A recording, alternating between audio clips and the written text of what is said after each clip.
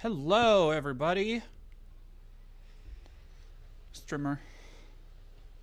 Halftone Games, thank you for following. Ellie Wah, thank you for 11 months. DD, you're the GOAT. Thank you. And let me go back to Tech Angel 01. Thank you for following. That Dino Guy, thank you for following. I have a real life sword like the Magic card. Oh, that hurts. Don't. It's the Buster. Oh, damn. You really said, yo, you got a sword like Final Fantasy Magic. Damn. Oh, I'm still wearing my sunglasses.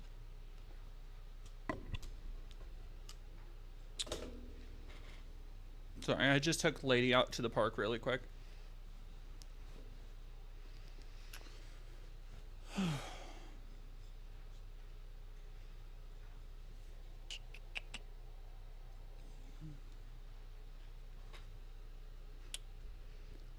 Just in time. Oh shit, I gotta go get my headphones.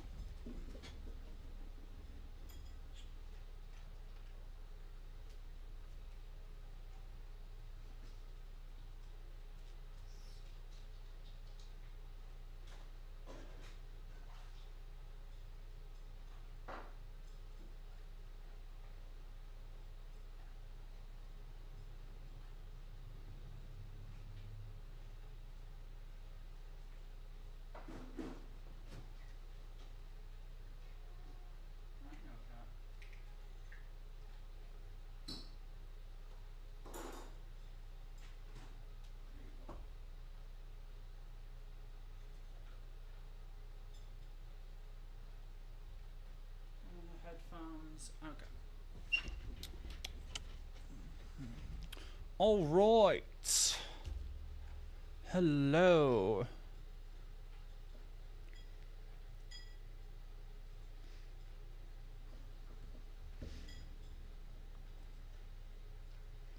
Newest game had failed? No. I think so. I don't actually know if the dev team or anybody who specifically like hinted at what the F in Silent Hill F is supposed to like indicate, but my personal opinion is that it's Silent Hill first. In that way that like Japanese titles kind of work sometimes.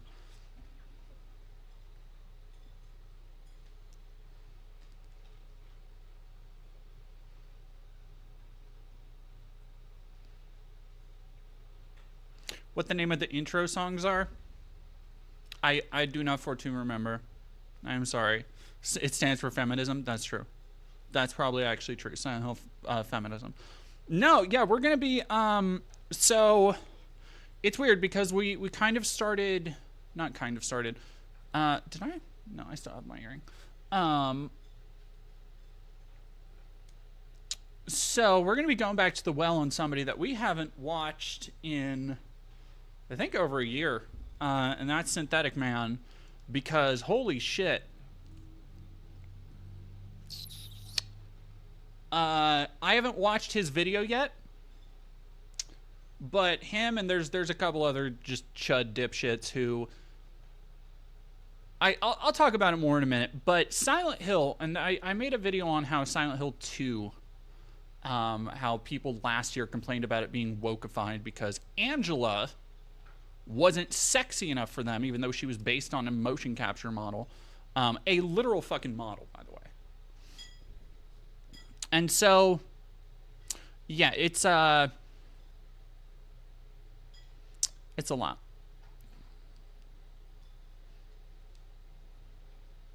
Silent Hill French kiss, please. Metal Gear Survive and the Contra game that sucked made me lose hope Konami could produce good video games. Rogue Core, or there was another fuck-ass Contra game that I don't think anybody remembers. What was the one? Or am I thinking of Rogue Core? I think I'm thinking of Rogue Core. But no, whatever, the Konami that created Metal Gear Survive and that fuck-ass, which, by the way, those were almost 10 years ago now. I think that was 2017 Metal Gear Survive was.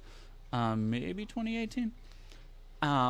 That it's a different company. There has been leadership changes. I think that their approach to like both Metal Gear and Silent Hill, the fact that they've like have very deliberately, thus far, look, I was really bullish at first with the path they took with Silent Hill, with announcing a glut of titles and projects. They were like, and we're doing this, and we're doing this, and we're doing this. And I was like, fucking, oh boy. It was for Silent Hill heads, for deep fans, it was the fucking month of horror all over again. Which, for those who don't know, in 2012, I believe. Was it 2012, 2011? 2012. I think it was 2012.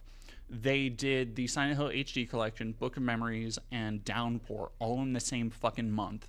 And all three of those projects were botched to different degrees. Fucking Book of Memories didn't even make that month. The Vita exclusive Silent Hill dungeon crawler, right? So, like, that company, the company that put that out, very different. Very different. Ava Anomaly, if you told me you had a wardrobe department to handle your fit every stream, I believe you, on point as always. The only wardrobe department I have is me and thrift shopping. I think this jacket was thrifted. This shirt is actually brand new. It was thrifted. The skirt I'm wearing was thrifted. I think the only thing that wasn't thrifted is my shoes that I'm wearing.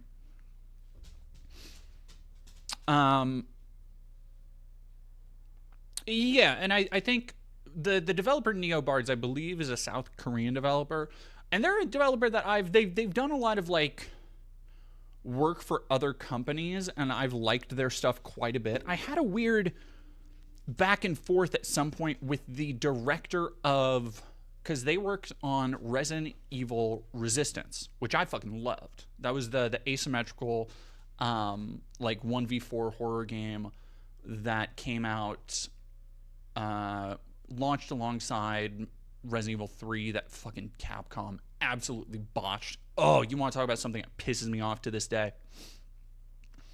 But Neobards did that. And so I for a long time, I've been like, you know, I hope they get to do bigger and better things. And I think they did. I think they did. Especially with fucking Silent Hill F. I think they... The out of the gate, Silent Hill was looking real rough. I'm not gonna lie. When they did their big announcement strain, and the first thing they announced was Silent Hill the first thing they put out was Silent Hill the short message, which was a free to download PS5. I think it's still PS5 exclusive. Free to download PS5 exclusive with no trophies or anything. That was just a very simple walking sim. That what I think the short message was meant to be. And this is me being a little bit of a conspiracy theorist. I think was like an internal Konami team or a team close to the company's kind of proof of concept, that, hey, we can make a game. It was their like version of PT basically. And I did not like it. I thought it was incredibly fucking out of touch with how like kids interact. It was very heavy-handed in a way that Silent Hill, it traditionally has not been. Even in games that people are like, oh, this is one of the Western bad ones. This is like fucking Downpour or Homecoming. Like, they managed to have an ambiguity about a lot of stuff that I think the short message fucking did not. And people have already forgotten about it, thank Christ. Silent Hill Ascension, the bizarre... maybe a money laundering scheme, fucking Telltale, like, meets community voting interactive series fucking piece of shit they did. And yeah, man, I completely forgot about Silent Hill Ascension until I was looking for the Silent Hill movie on streaming because I didn't want to unpack it because I have a lot of shit still packed away, and it was like a couple months ago, and on Tubi, apparently they have the full series of Silent Hill Ascension just ready to go, and that seems like a special kind of fucking nightmare. Derogatory. And I think between that and Silent Hill F, like the announcement being that, okay, they're going like very J horror, very like 1960s Japan with it. I think I was really worried that, like, oh my god, Konami is fucking, they're trying to Resident Evil 6 Silent Hill, where they're going to make it into this global franchise. Excuse me.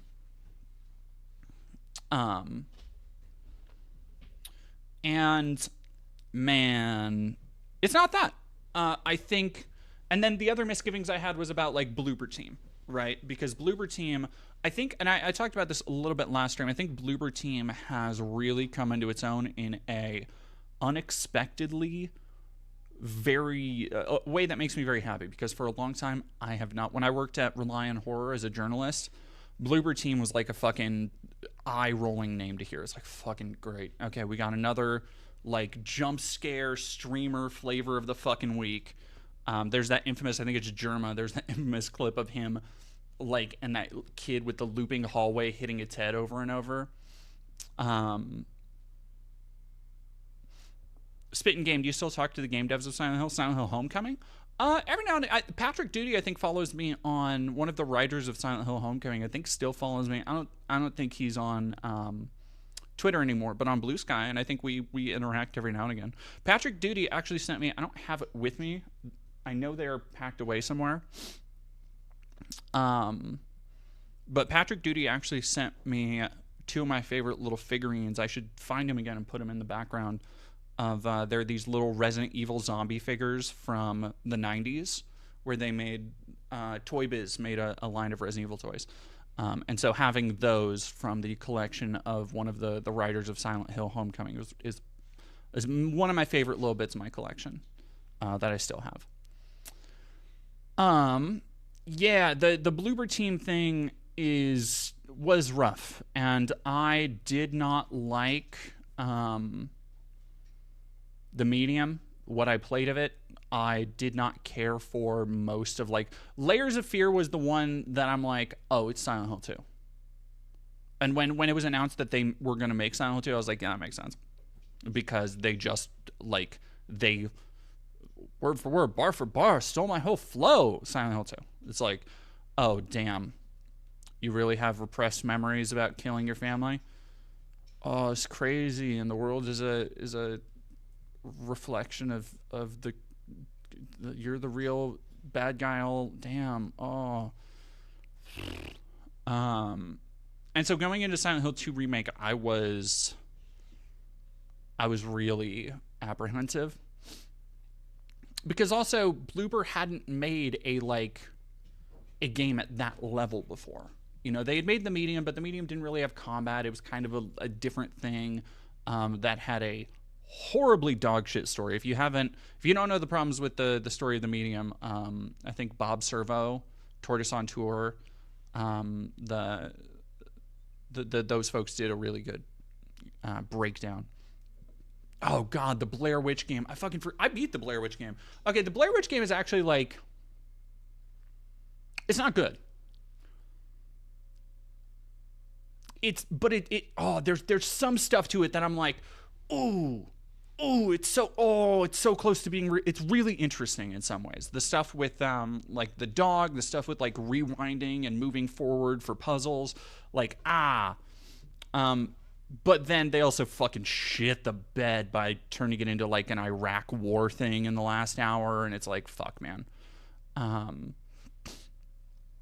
Yeah, Kippy, Blair Witch isn't good, but it's enjoyable. It has great nuggets. I would say that. The Silent Hill 2 remake was fucking phenomenal. Fucking phenomenal. Doesn't the Blair Witch game steal the plot twist from one of the other Silent Hill games? If somebody's saying, like, it's similar to Homecoming, not really, no. At least not that I remember. Jessica Tarlov, can I ask you something consequential to me? Remember the protest where Hasanabi came out? You reported someone dying and observing it when that wasn't the case. Were you just wrong? So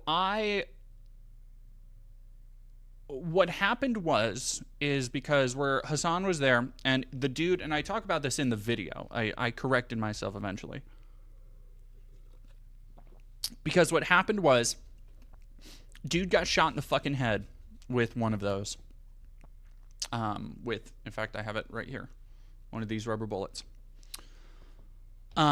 His shit was split open. And I had heard later, because medics took him away from the kind of front line, right? And I had heard later from another person who I was there with, and I kind of had to pass along via social media, that they had heard something about a body being moved. And I'm trying to remember the details of what was said as close to what I've heard as possible. A body being moved, and I don't remember what the other thing was, but there was something there was something that led me to believe, like, oh shit, that dude died. And in the heat of the moment, I believe I tweeted it out. And I think after a couple hours, I took it down, if I'm remembering correctly. And I was like, I can't. And I believe I apologized for it. I was like, I can't, in good faith, tweet about this when I spent hours that night fucking scouring through Reddit, because they had, like, the protest Reddit, they had like LA protests on, like, Facebook groups, and, like, I spent hours looking for literally any fucking details I could find, and I couldn't find anything. Part of that, I think, is just the fact that, there were thousands of people down there posting about the whole fucking thing. And then the other half of it is that, like, there were other injuries, and it became really hard to find any information on them. So after that point, I and the person who kind of passed along to me what they had overheard about a body being moved, and about like ambulances being called and seeing somebody under a tarp, we were like, okay, we don't know for sure, so I have to kind of retract this. And that was my that was the moment that I took that down. And I believe, I hope I did, I think I put out a apology being like, I don't know this, I don't want to spread any misinformation.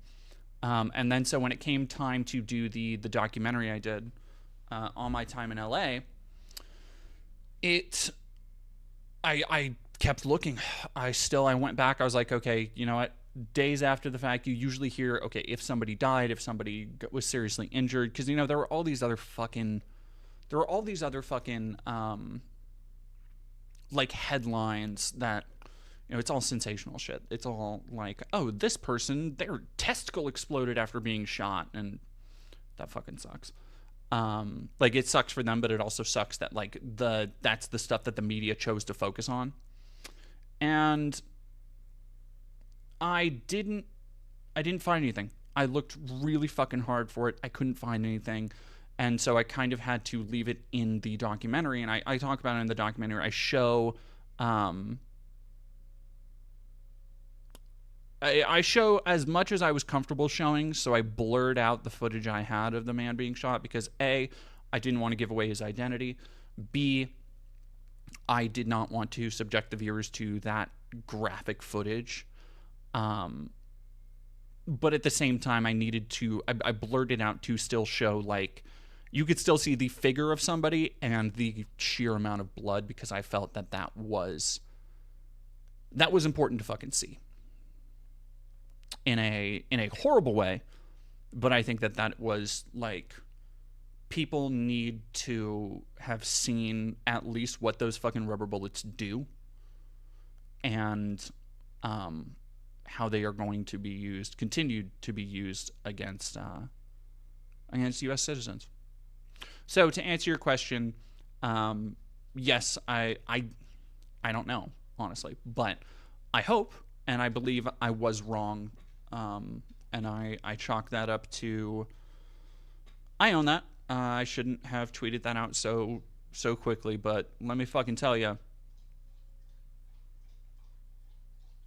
that was a rough night. That was a rough night. Like, just the idea of having been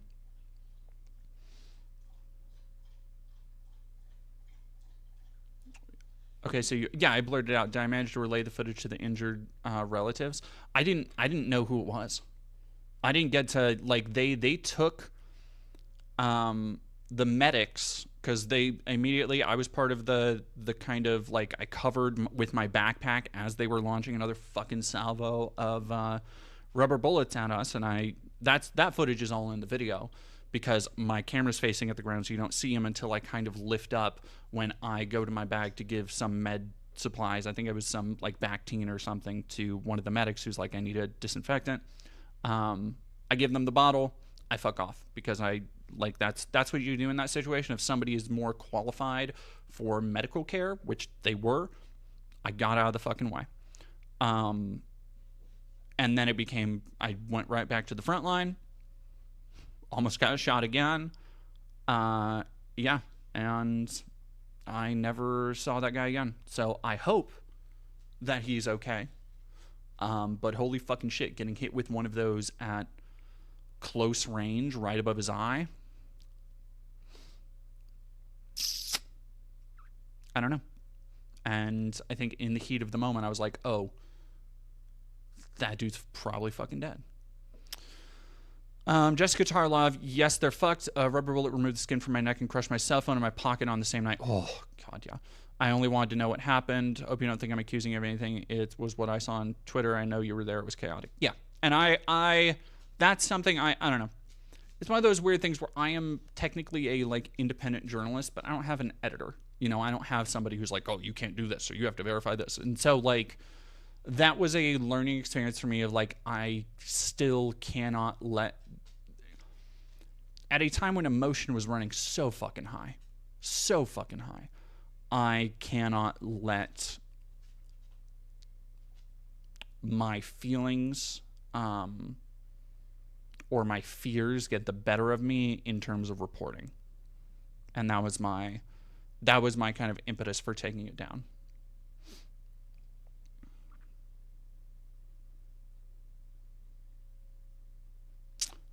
Gloviverse, versus my mother literally called the show on Netflix demonic.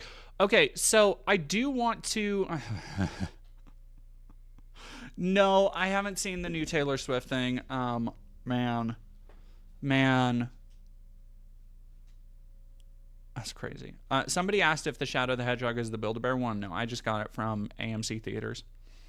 When I went to go see Shadow the Hedgehog. No, when I went to go see Sonic 3 in theaters last year. Because he's been sitting back there for a while now. Lesbian JFK, thank you for following. M Lonely, thank you for following. Yeah, it's been... I don't know. When did this happen? Are you feeling okay now? I mean, this was June. Jessica Tarlov, but you got to be careful before doing it. The right wing is going to use literally anything to discredit. Yeah, and that's why I kind of took it on the channel. Was like, okay, I'm gonna walk this back, because I still like can't prove what happened to him. So, and it's fine.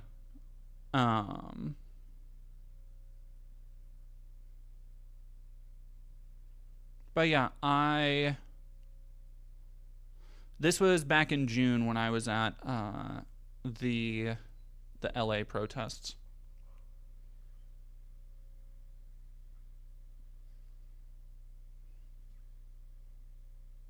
I love you, baby. Okay, I'm gonna give my dog a treat real quick, and then oh my goodness. I looked at her, and then I looked away, and she's like, "No, more attentions." Hey, sit. Okay, I'll be right back. Give me 1 second. Hey, sit. What did I just say? I know.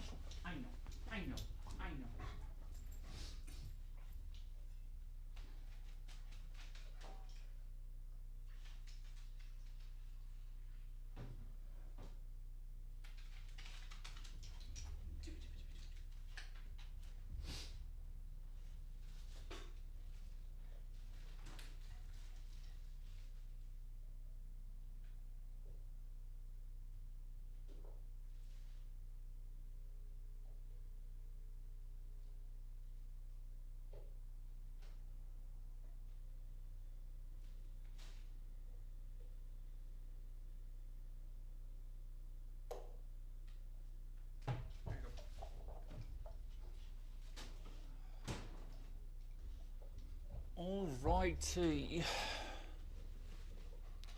Right. What was under me?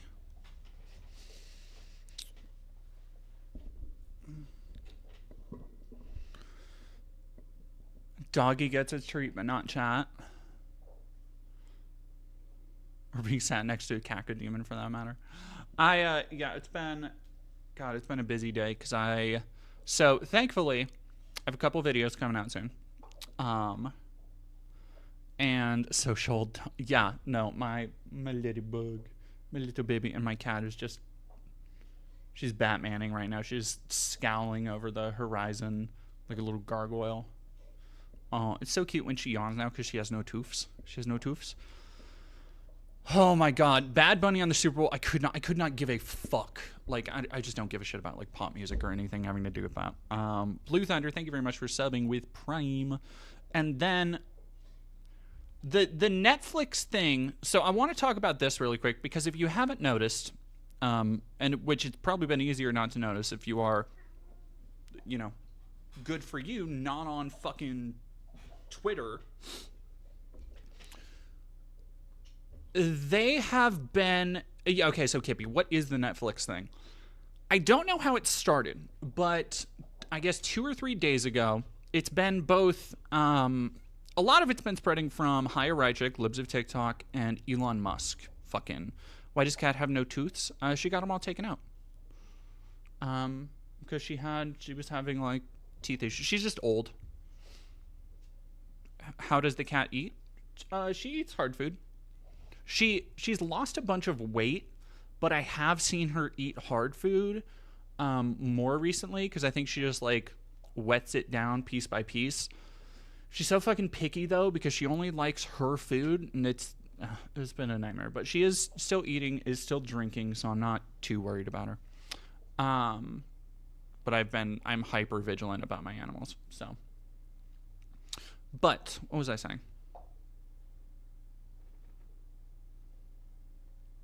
Yeah, the cat lost her tooths. Oh, she's fine. Like she's completely fine. She's completely over it. Like it doesn't hurt at all anymore. She's fine. Yeah, it's actually really cute now. She's fine. Yeah, everybody being like, "Oh, poor kitty." She is. This cat is more fucking like loved and spoiled than I guarantee any cat you might know. And she's not even, I mean, she's 10, so she's getting old, but she's not like super old.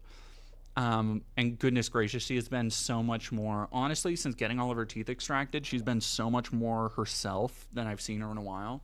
She's been so much more snuggly and will just jump up on me and my partner constantly. Yeah, so sorry. People wanting the cat. Cat lore. That's what it is. So you can hear Lady now rolling around her toy.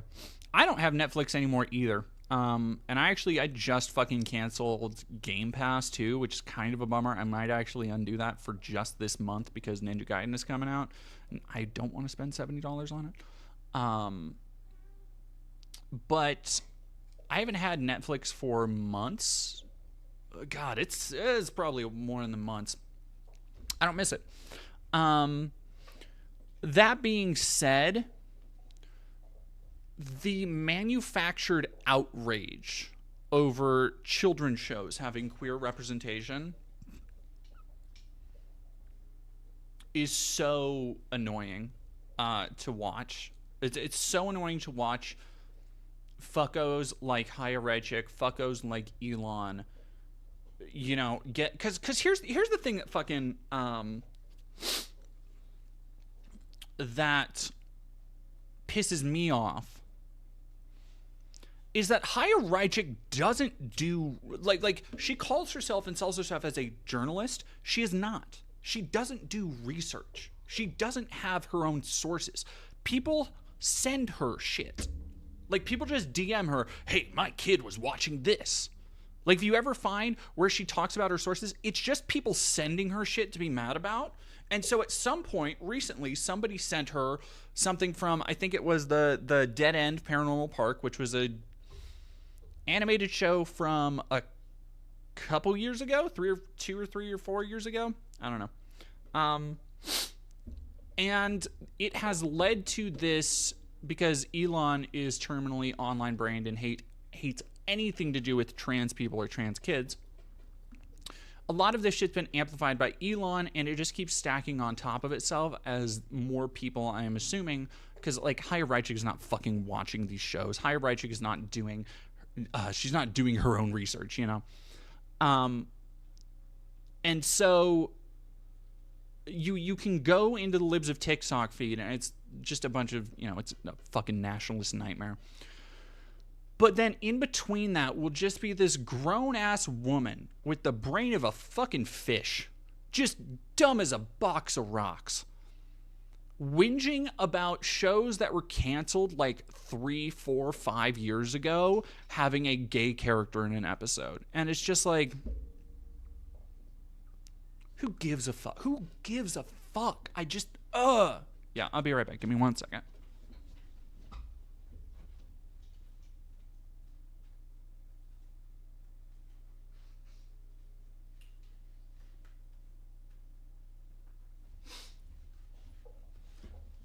I'm all sniffly today.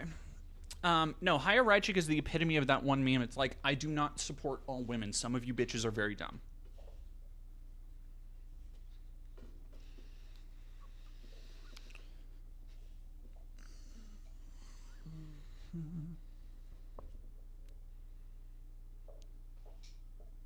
And face shaped like a boiled egg.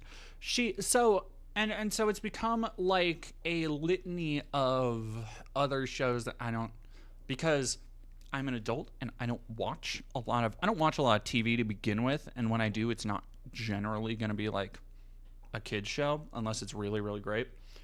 And so she's bitched about, I think, the Jurassic Park kid show, Paranormal Park. Oh, hello. Kibben heard us talking. Hello, baby. Hello, baby. Oh, my little baby. My little Pepito. Oh, hello. Oh, hello. Oh. Oh, now you're going to make me all itchy. Paranormal Park.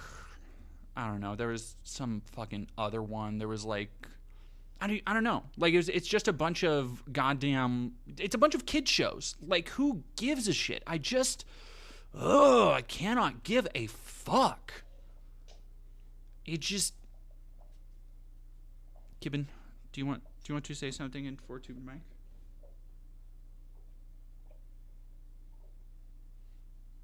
I love you, baby. I love you, my little baby.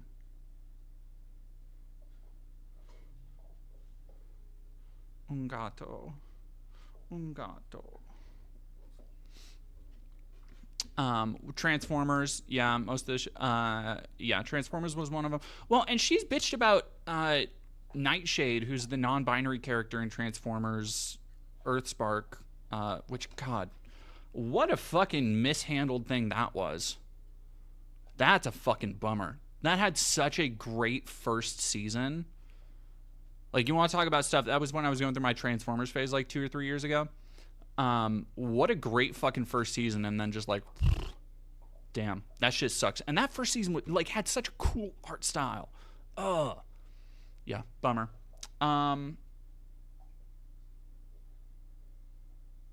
But yeah, bitching about that. I'm shocked. I'm honestly shocked that they haven't gotten to She-Ra yet.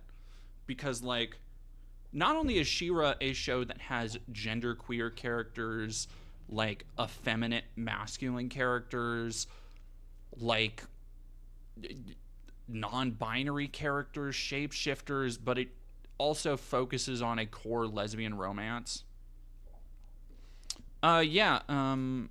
Nightshade from Transformers Earthspark.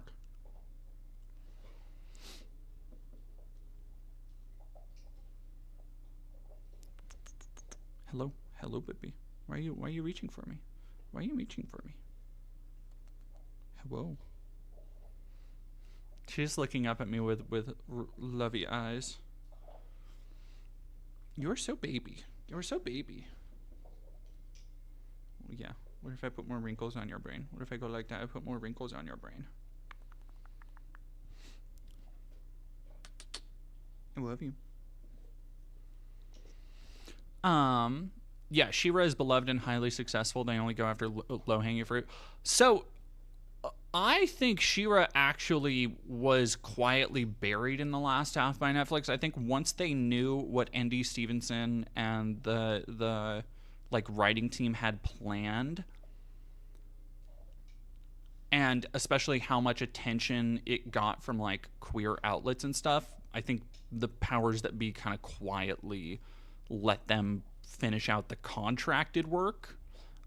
Because man, the way that like that first season had a full marketing push from fucking Mattel, and then nothing else after that for the rest of the other 4 fucking seasons, and the way that those other seasons were fucking truncated. Yeah, I have conspiracy theories about the She-Ra show. Like, you're telling me Mattel, the company that made Masterverse figures from that dog shit Dolph Lundgren movie, and has yet to do any toys since then from Princesses of Power. I know what you are. I know what you are, Mattel. I know what you are. To be fair, nobody wants the grifter smoke. I don't fucking care. Oh, you think I'm afraid of the fucking quartering? You think I'm afraid of Hambone? Get the fuck out of here. I'll take him on in real life. I'll take him on at a magic table. I don't give a fuck. Speaking of which, magic table. For lady got her carrots out of the toy. Being silenced by the woke left. Yeah. Oh my god. Okay, so it's gonna be. I want to talk about some of the other stuff, because I know it has been rough lately, particularly in the last day. The DHS with Kristi Noem and fucking Benny Johnson and, you know, Stephen, like, it's a nightmare out there. There is a active, I'm gonna give it the real term that it deserves. There's an active fucking invasion of American cities, and it is escalating. I think it was last night, helicopters abducted people from their fucking homes in Chicago out of an apartment building. U.S. citizens, not illegal aliens. Arrested kids naked.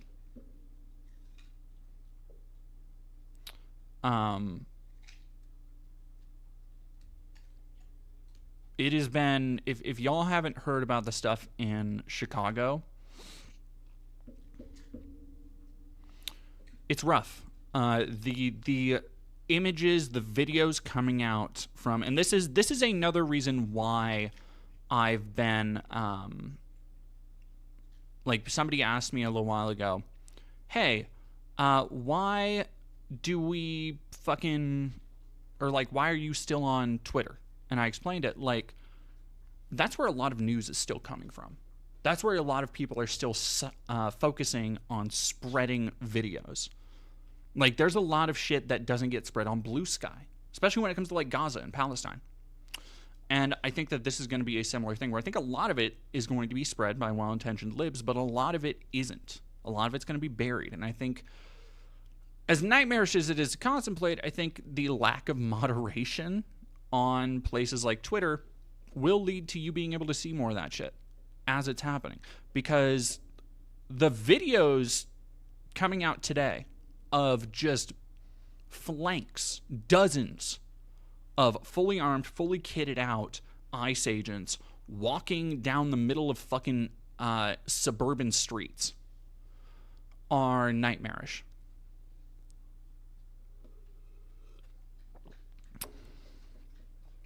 And I have to go Trevor Morgan. I'm like, you absolutely cannot say what should happen to ICE agents. I'm actually going to have my... There we go. My Labubu pen.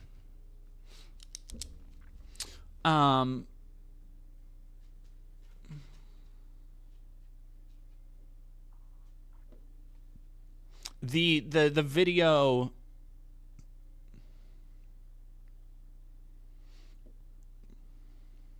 The video of, like, snipers just aiming at a crowd out of a fucking APC.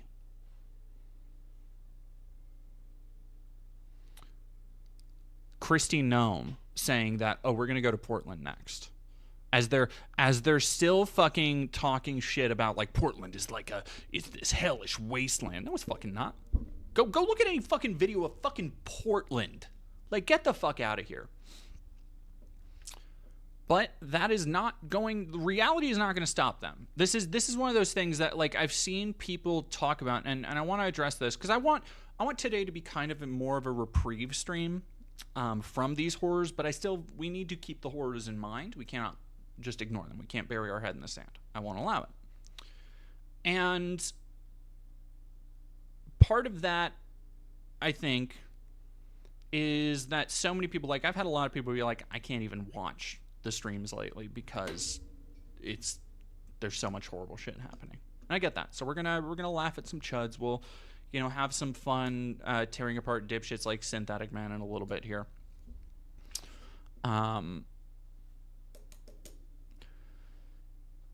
But I need people to understand, because I think there's still these ideas, and I don't know how people are holding on to them.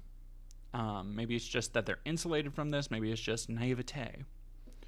But I've seen people talk about how, seeing videos of ICE agents throwing civilians to the ground, breaking shit of theirs, arresting, assaulting, the fucking horrendous video that's going around about ICE agents, like, not announcing what somebody's being pulled over for, approaching a car, guns out, busting down windows while a baby is in the seat, and just dragging everybody out of the fucking car. And I saw somebody share that and comment, like, they should sue. They should sue the government. Like,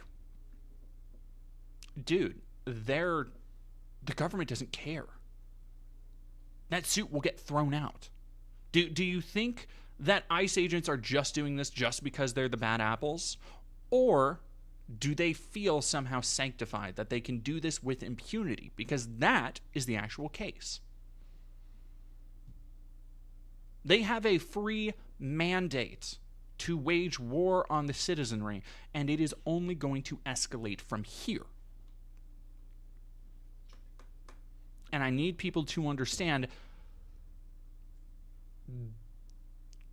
God, how do I say this without getting sussed?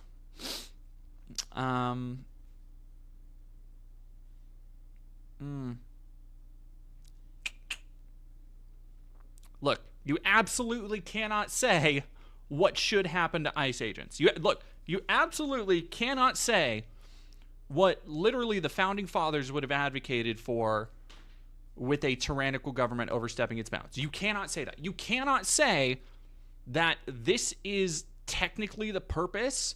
Every libertarian who's been hoarding M60s and belts of ammo has been, fear-mongering about for decades, of, like, the government overstepping their bounds and infringing on the rights of the people. You absolutely cannot say or infer that.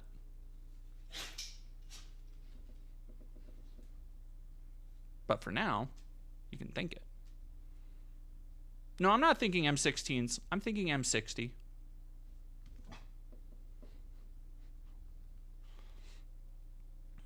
Blueberry Mary, thank you for following. Dr. The Chaz.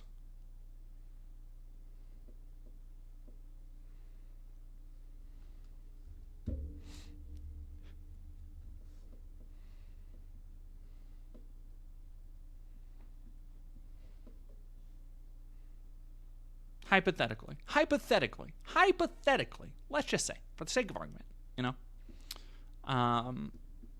Storm, Americans are too stupid and treatler pilled to ever stand up to the system that gives them TikTok and Big Macs. I think, yeah,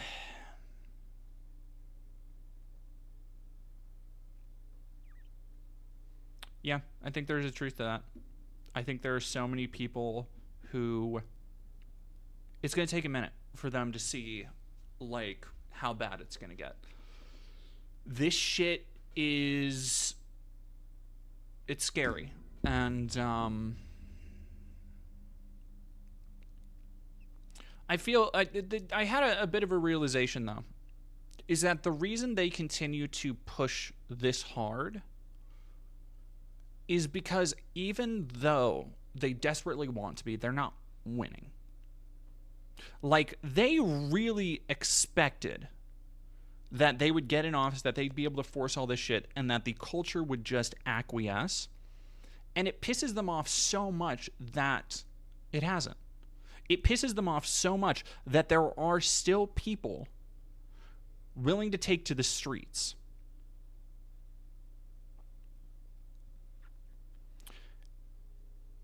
Are ICE even getting paid during this shutdown? It's scary to think they're doing this. Go look at some of those doughy mall cop fucks. They will do it for free. Those shit heels. Like, I have literally no respect for any fucking person who signs up to be an ICE agent now, because they are literally only doing it to be Nazis. They are literally only doing it to be jackbooted thugs. That is their full fucking aspiration in that role. Is to just wantonly assault and hurt people.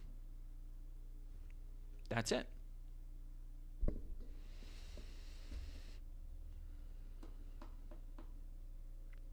Hear about the new law? Trump just decided he can make up the whole jail for a year if you burn the flag. He was talking about that a little while ago. I don't know. It's all this shit goes in a fucking cycle, right? Where Trump proposes something, a bunch of people fucking in the liberal media hand-wring about it, and then talk about norms and talk about how this is unprecedented and this won't happen and this, that, and the other. And then, 6 months later, somebody talks about how, like, no, judge actually shot this down. But guess what? They're going to fucking do this shit anyway because they don't care. And they've escalated to a point now where they are just going to, again, with impunity, like, not pay attention to judges or replace those judges. What's my stance on fleeing the U.S.? If you would flee, what would be the breaking point for you? I don't think I'm going to flee. I talked about this a while ago, but I'm just not. I'm not built like that. I'm just not.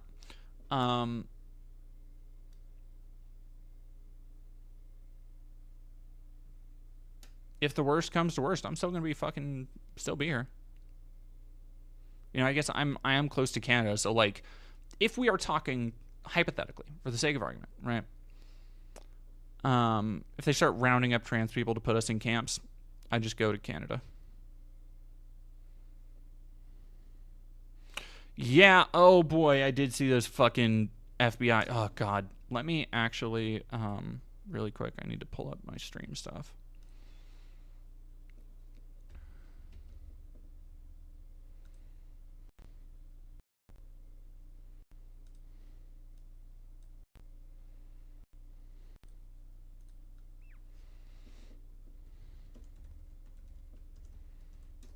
Those FBI challenge coins are nightmarish. I fucking hate it.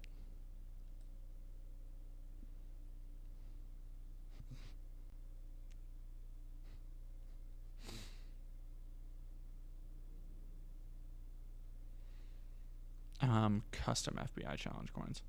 Where the fuck are those Cash Patel ones?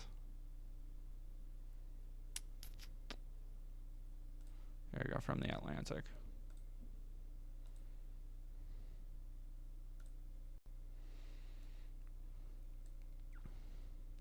This is one, like, Cash Patel, maybe more than, oh, fucking come on. Oh, geez, I fucking wonder why every journalism outlet is going under and the right wing is winning the fucking propaganda war. Anyway.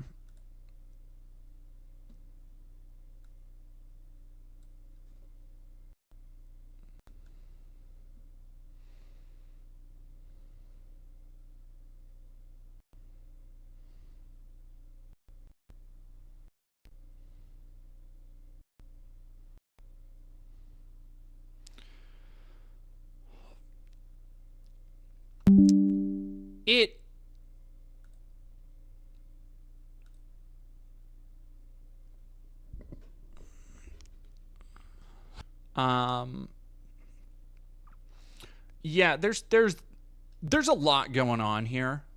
The spiders in the eyes for this, like, it's very obviously trying to evoke the Punisher skull. But the part for me that I think is most noticeable is him putting his name stylized K $H.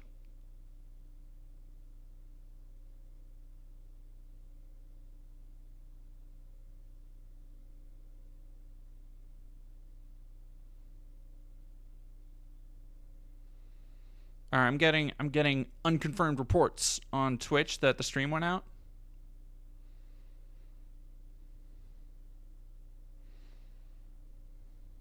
We're back? Okay. Okay, we're back. All right, cool.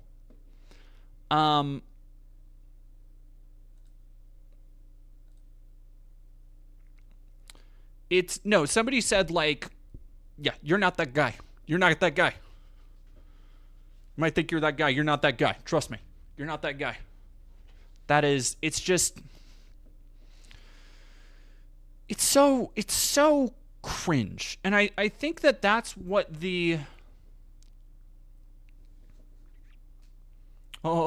slowly been learning that my coworkers like Pantera and Sam Hyde, realizing I absolutely do not live in a good area.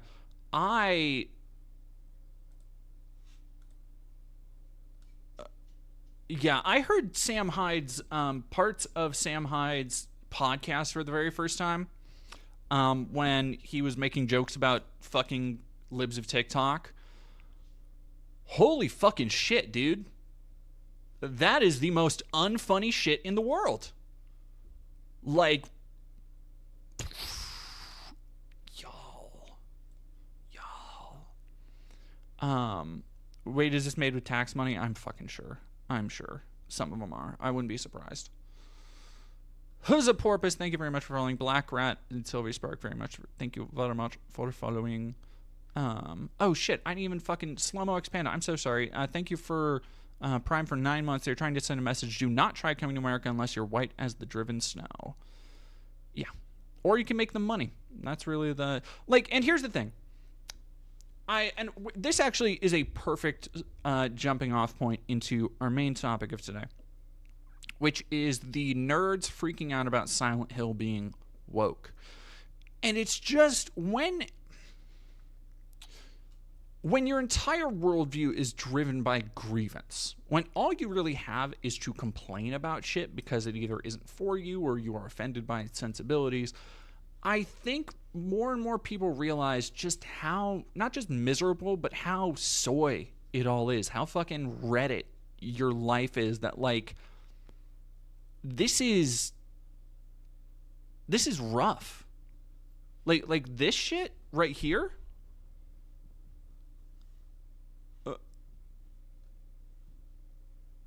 This ain't it. Like if you...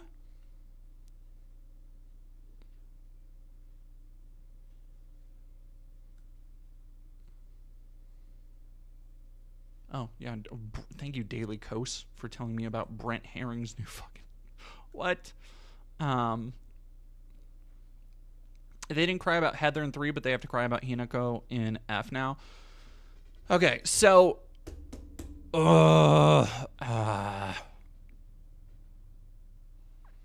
Red Oni woke. It's set in the 1960s during a time of strict patriarchal family dynamics. The entire game... Okay, we'll talk... All right, let's let's get into it then.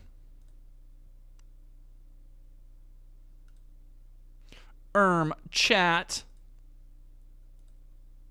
I got 2 videos on this.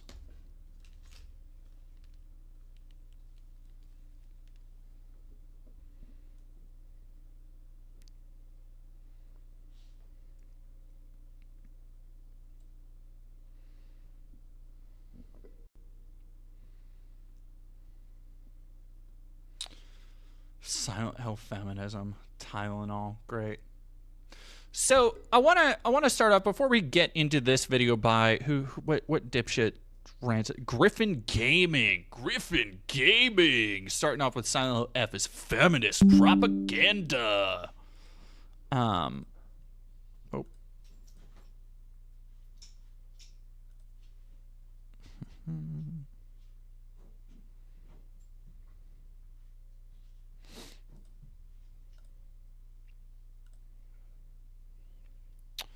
So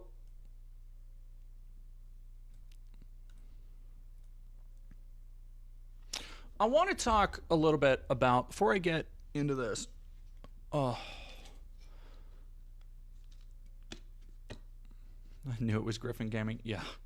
By the way, I haven't watched this or the synth video yet, so I'm going in completely fucking blind. And I don't even know Ryukishi 7.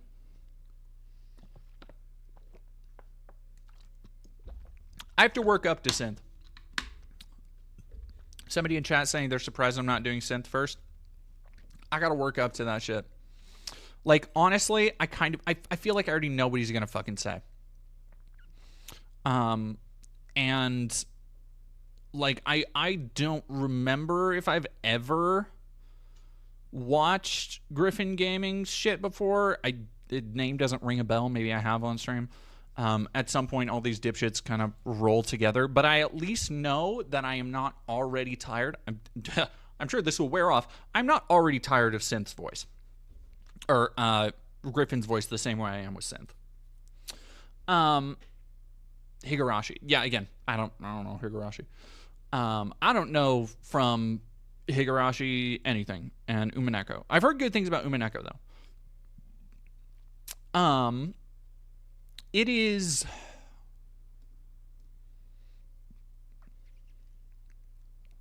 So I want to actually, because somebody asked me to make a video on Silent Hill F as kind of a review. And I guess this can be, I'll do a stream highlight and this will kind of be that video. Silent Hill F, I finished it a day or two ago. I really liked it. I think the combat could use more tuning. I think it gets really repetitive towards like the end of the story, which it runs into that problem that like a lot of horror shooters and a lot of other horror games have had in the past, where it's like, okay, we need to ramp up the challenge, but all we can do is just have more combat. But I do think the bosses are really good. The core story is so well told and feels so authentically in line with the series in a way that I was shocked by.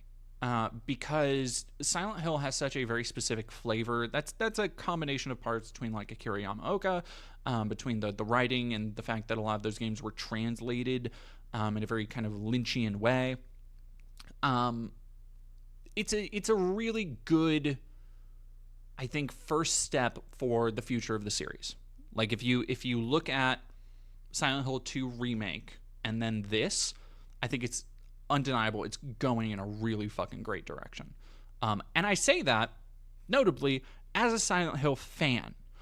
I don't know what these people are going to say about the game, but one of the things I enjoyed the most about Silent Hill F was how it actually connected to the other games in very subtle ways, but ways that feel incredibly considered, ways that in the traditional way of Silent Hill fandom lead to a lot of speculation and are going to lead to a lot of, I think, engaging, like, fun forum discussions and, like, speculating on the mysteries of Silent Hill, on the Order, on the characters, has been such a foundational aspect of keeping Silent Hill alive for, you know, the decade since Downpour, since PT even, that having a new game that still feels in line with all that stuff, where you can point to be like, maybe this connects to this, or actually maybe this is talking about this.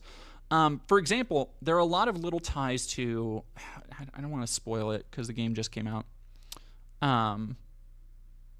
Critical Ox, thank you for $1. Excuse me. There's a lot of really interesting links to the, how do I even say this? And people have been speculating on this since you saw the red flowers and the opening, the marketing materials.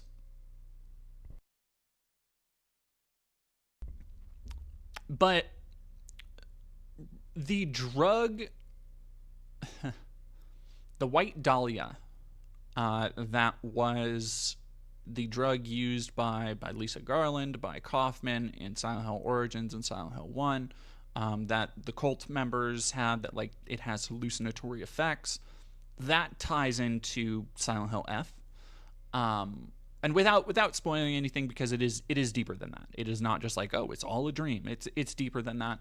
But I think it is also a interesting origin story. Also, the supernatural elements, it feels culturally considered in a way that like this, you still explore an otherworld that is like a darker reflection of reality for the protagonist.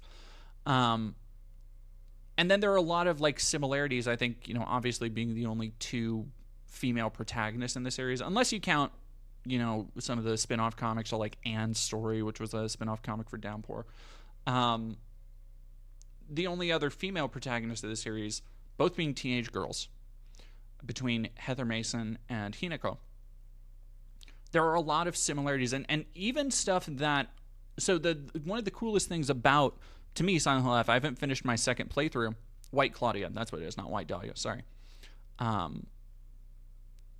Getting Claudia and Dahlia mixed up. My first playthrough, I finished, and then as soon as you start the next playthrough, there are new cutscenes. There are additional moments in those cutscenes. There are new areas that you can explore, new puzzles. Like, it kind of Yoko Taro's it a little bit, where it's like, no, actually, the game kind of just started. Twitch crashed? What the fuck, man? I'm back up on Twitch. Okay. White Claudia, yep. And it ties into, again, these kind of subtle underpinnings, like I think even Silent Hill, and that ties into actually the approach of Silent Hill 2, the Silent Hill 2 remake, which I thought was a brilliant change they made. Not even change, like a building on the story, was to make it into this kind of time loop, which I really loved when I started piecing together and figuring that out.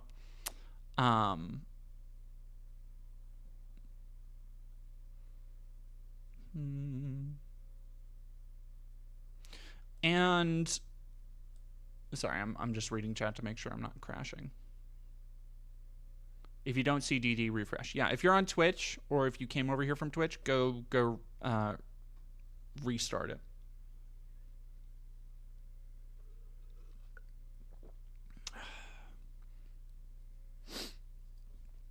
And so, like, and there's always been some stuff in like Silent Hill 2 and getting the I forget what the actual name of the ending is, but like,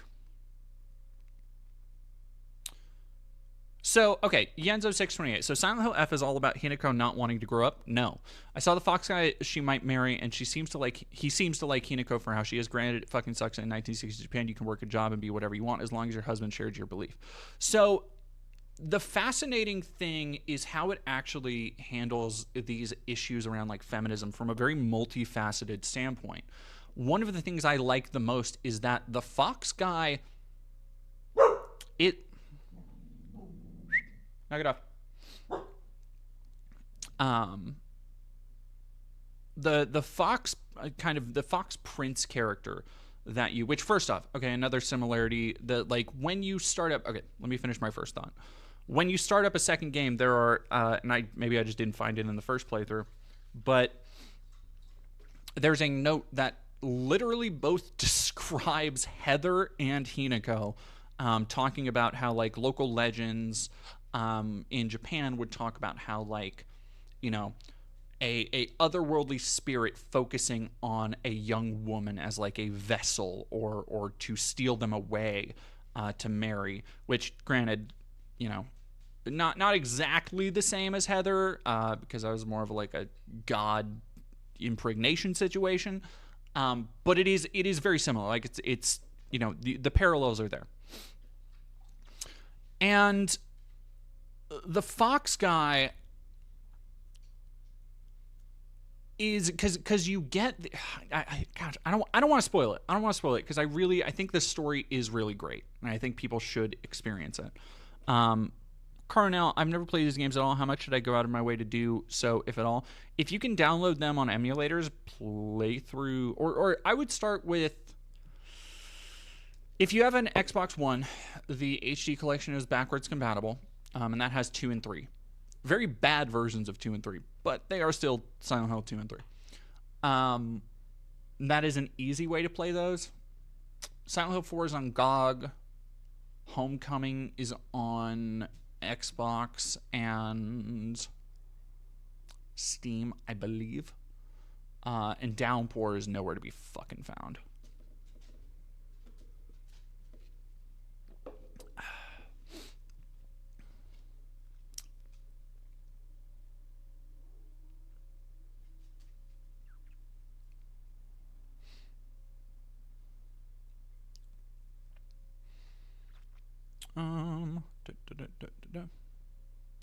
So Hinako, Heather, very similar, not very similar stories, but where I think Heather's story focuses more on the pressures of growing up and the pressures of that particularly like religious organizations will foist upon young women and the standards around them, the way that they are used.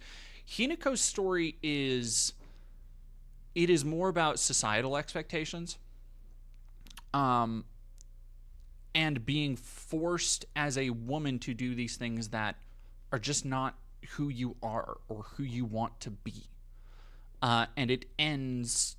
I don't want to spoil anything, but I think there's a wonderful undercurrent running through it that, despite the fact that her parents are horrible, the men that Hinako is interested in or that are interested in her are actually not terrible.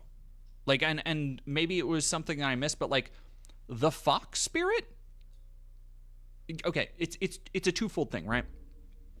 Because the fox spirit both grooms Hinako as part of like this ritualistic marriage aspect. Like you literally go through, and this isn't too big of a spoiler, but Hinako, okay, how do I spin this? There is a twist on marriage rituals and marriage traditions that happens to Hinako in the other world, where she is literally, both literally and figuratively, there's a spin on giving your hand in marriage. There's a spin on kind of being branded. And those form this kind of ritual that bonds them together.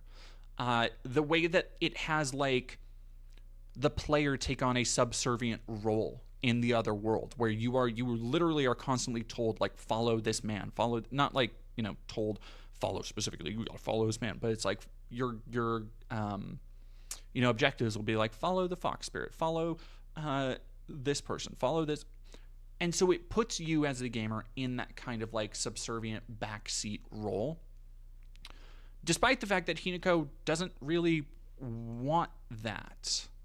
And it leads to a lot of inner struggle and turmoil because it's what she is still being forced into by circumstances both in the other world and the real world.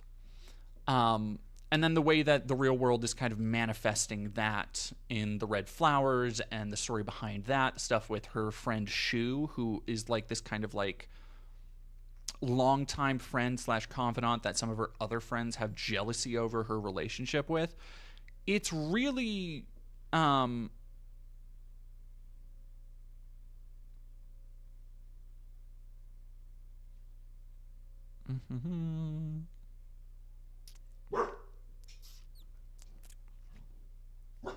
Da-da-da.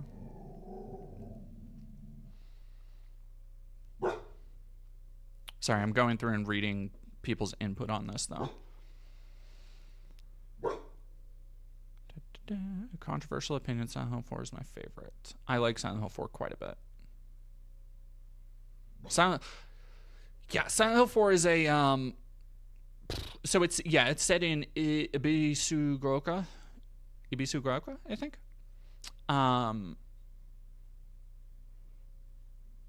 I quite enjoyed that a bit. Just noticed that the eyes on the Cash Patel challenge coin are spiders. What the fuck? Yeah, MLYP. Yeah, buddy. Silent Hill feminism. Did I hear about Taylor's new album? I do not care about Taylor Swift. I'm sorry. I cannot be fucked. I cannot be fucked to give a shit about Taylor Swift. I'm so sorry. What's the significance of spiders in the eyes? I'm sure they just think it looks cool. Who could know? Who could know? Ibisugaoka, I think it's in Hokkaido. I think Ibisugaoka might be a fictional town. If it's not, it's, oh man, like, and that's the other part. So I'm looking forward to it more. That's my like baseline. If people wanted to know what I think about Silent Hill F, I really dig it quite a bit, and that is coming from a hardcore Silent Hill fan. I have played. So here's the thing that we're gonna get into with Griffin Gaming and Synthetic Man. I can guarantee up front, before I do anything else, I have played more Silent Hill than them. I have spent more time enjoying the series, diving into its themes, dissecting its symbolism than they have. I've spent more time. I put out a feature-length documentary on a game from the series that most people didn't really like or care for, because I just love the series that fucking much. So when people talk about, there's this divide that you get with Silent Hill fans, where people will say like, gosh, I really like those games on PS2. And what they're fucking talking about is Silent Hill 2, maybe Silent Hill 3, on the off chance Silent Hill 1. Because those are the ones that they have heard about for years and years, or maybe they played them. I say it's probably incredibly unlikely they finished them. But so many people also consume games like this and stories like this, like through osmosis and through like YouTube videos and stuff, which, by the way, don't fucking do that. Don't fucking do that. Do not be like, well, I want to know about the story of Silent Hill F. Wait to play it for yourself. Do not, it bugs the fuck out of me when people like deprive themselves of that kind of art. I'll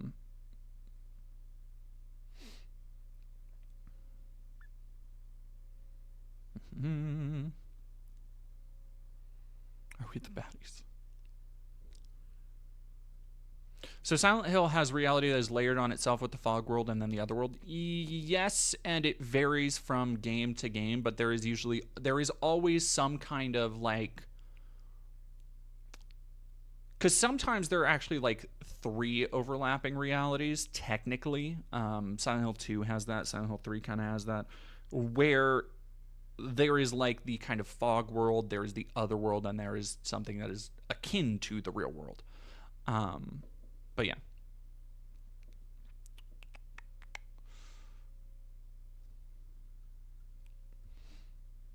Osmosis.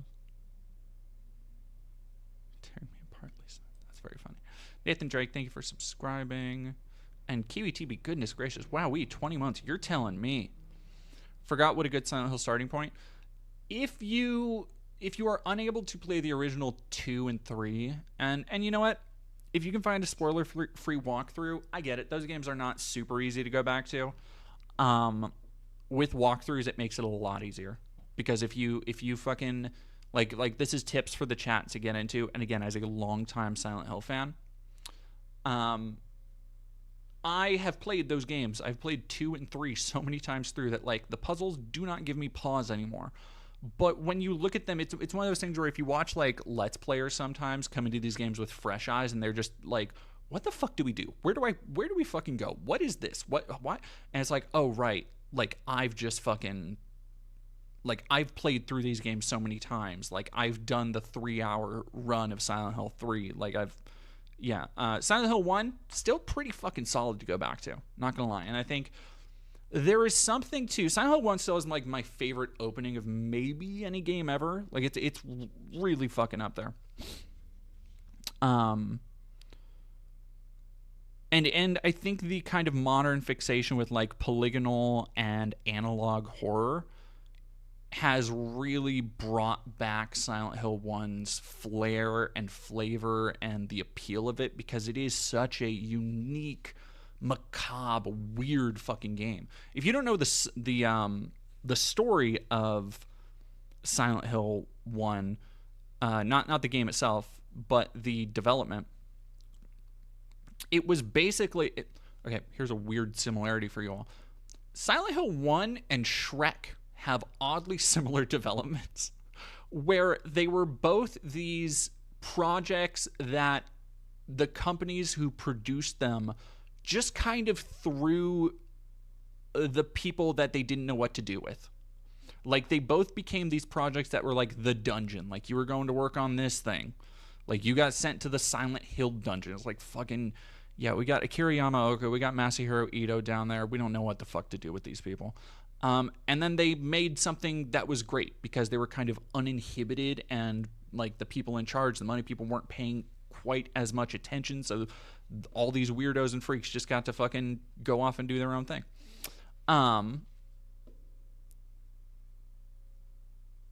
Whoa, Johnny Viral, we cannot be saying crazy shit like Silent Hill Shattered Memories is not great.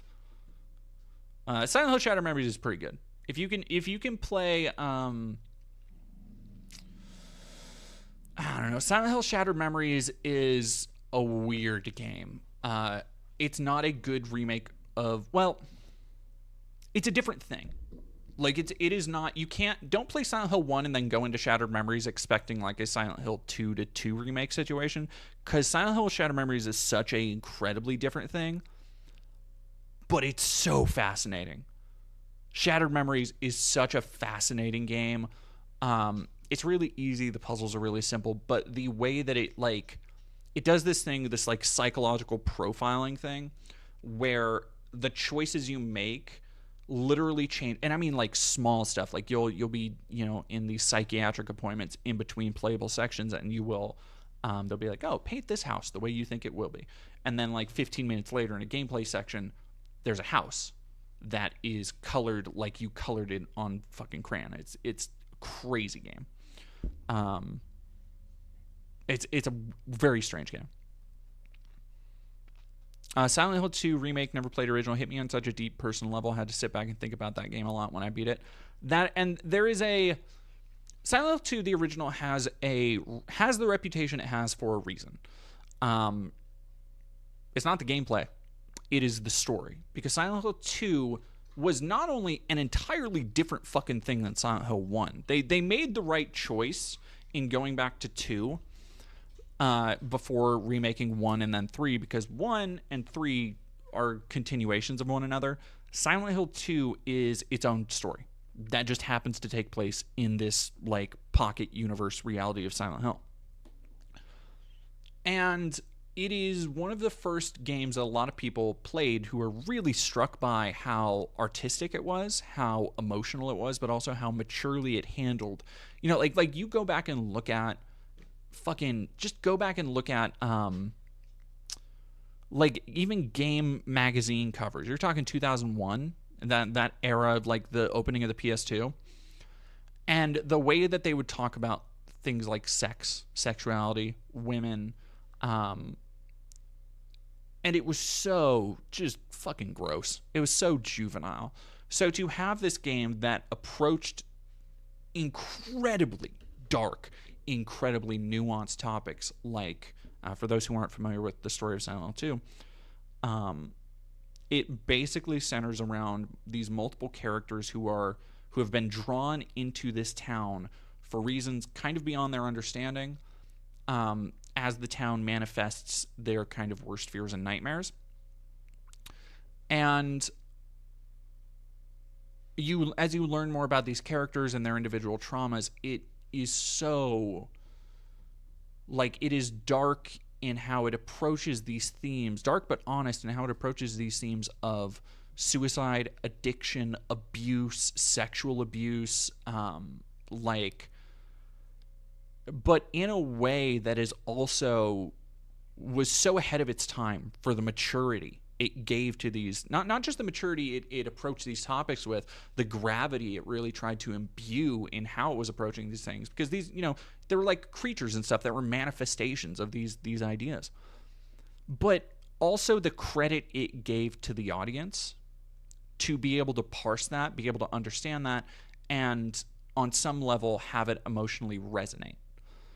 And it was stuff that, we still don't get the level of, like, kind of nuance that's, and arguably the rest of the series never kind of did.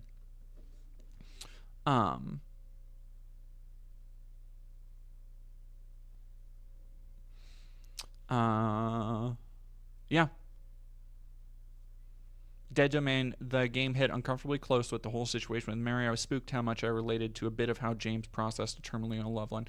And I think that was part of what so many people were worried about in the remake. And yeah, I think there's probably a little bit too much combat. I think the remake is maybe a little too padded. But the additions they did make to the story were subtle enough that I'm like, okay, yeah, that shit, like, I think it does a good job of illustrating better some of the topics than I think even the original. Where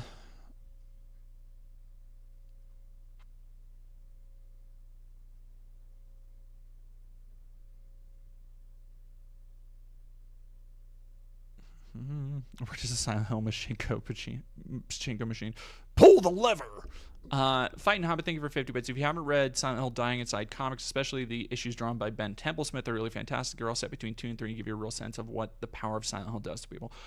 A lot of those comics are off and on. Some of them are good, some of them are just like fucking like zombie stories and shit, and it's like, whatever.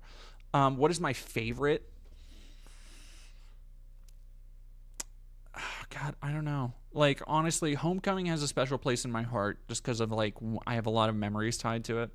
But same with 4. 4 was really the first one I played. And then I think if I have to pick one, it's probably 3. I think 3 has the most succinct narrative while also still having... It's a very different type of story from 2, but it still has a lot of depth where 2 had. And it didn't lose the weirdness of 2. And 4 was just this bizarre, like, I really love 4. 4 is such a weird experimental game. Like, 4 is the ideal game that if you want to go back and experience a game, but do it with a fucking walkthrough. Because, man, that game is, some of that shit is fucking a nightmare to parse. Like, that water prison puzzle, what the fuck were they fucking thinking? Yeah, let's turn an entire environment into a puzzle. Fuck off. Yeah, just get a guide for that shit. Say something nice about Origins. I like Origins. Origins is fine. Origins understood the series. I think Origins kind of got, like... I talk about it a little bit in the documentary I did on Homecoming, but Origins is... It got the short end of the stick a little bit from development. It also had a very weird development where, gosh, how do I remember this? So Climax, the studio that did Silent Hill Origins and Silent Hill Shattered Memories. I'm gonna get some of this wrong because this is off the top of the dome, and it's been a minute since I brushed up on this. But the studio was working on, there's Climax UK and Climax US, or there were 2 different studios. One of them I think was in the UK. And Climax UK was one of the studios was working on a version that was more like action focused and also had kind of these themes of like ice and snow, and that was, I believe, originally called Silent Hill Cold Heart, or Silent Hill Cold Heart or something. And that just did not come together. But a lot of the gameplay was not reused, but it was kind of, I think maybe that studio was shut down, and then that was rejiggered into Silent Hill Origins. But then that ice concept would come back much differently and much later in Shattered Memories, right? Also, fascinatingly enough, Sam Barlow of... God, what was that? What was the Sam Barlow game? Was it Her Story? Telling Lies.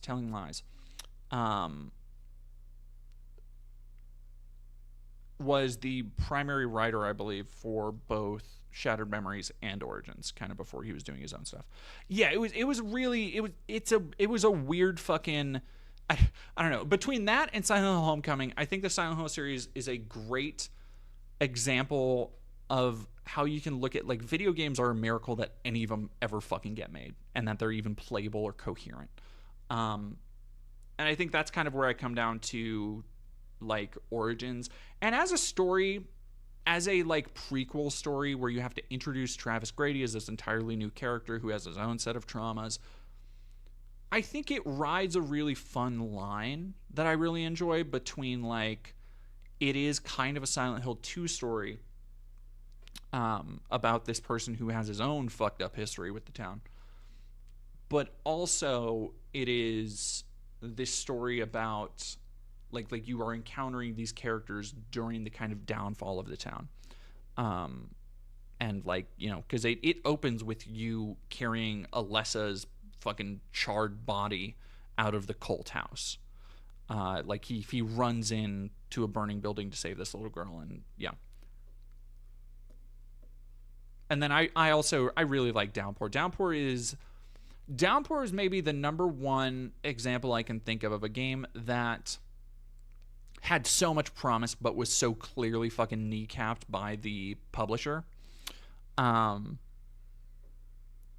Like, and there are straight up clear signs that game was cut short in development. Like, if you play Downpour in the first couple areas when you're out wandering on the streets, you can get kind of pulled over by a patrol car, but it literally cuts to black between a patrol car rolling up and then pops back open and the creatures have spawned. Like there are literally moments where it's like, oh, they just straight up didn't finish this part of the game, and not on them at all.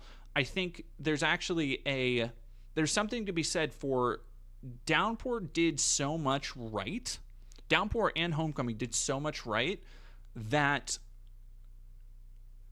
Silent Hill F and Silent Hill 2 Remake took a lot from them in terms of gameplay. It reminds me a lot of the way that, like, Beanox, or not Beanox, fucking Insomniac is very clearly taking from both Beanox for their Spider-Man games, but then also the Wolverine games from Raven game. But yeah, the Downpour prison in the second movie, fuck. The end of Silent Hill Revelation is so fucking funny to me, where it's like, okay, we're gonna have Sean Bean become Harry Mason, which not Harry Mason, fucking James Sunderland, because he is Harry Mason. Wander off into the fog looking for his wife, fucking sure. We're gonna have fucking Heather and Kit Harington, I think that's how it ends, get picked up by Travis Grady as the fucking bus from Downpour rolls into town. Get fucked. Fuck off. God, that's the one thing I've like, and I've watched Silent Hill Revelation so many times now. Terrible film. And you know what really sucks is that if you look at it beat for beat, I see where they were going. Like they managed to follow a lot of the plot beats of Silent Hill 3. Yeah, anyway.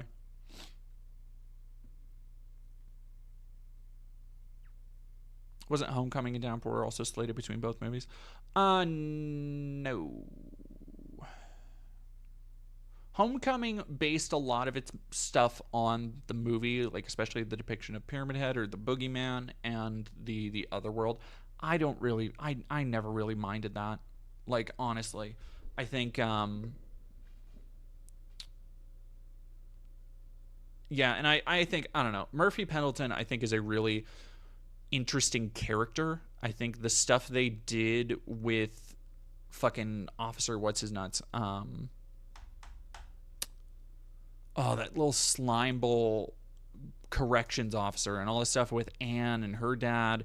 Like there's a lot of really interesting stuff with Downpour, but man, like the enemies in that game are kind of they're not kind of they're really fucking bad. There's no enemy variety. They're all just like these kind of standing upright creatures. When you look at and say whatever you want about Homecoming, those enemy designs magnifique. Like fucking the Siam, the Schism, like that's good shit. The Smog, but like the rest of it, pretty good. I cannot say the same for Downpour.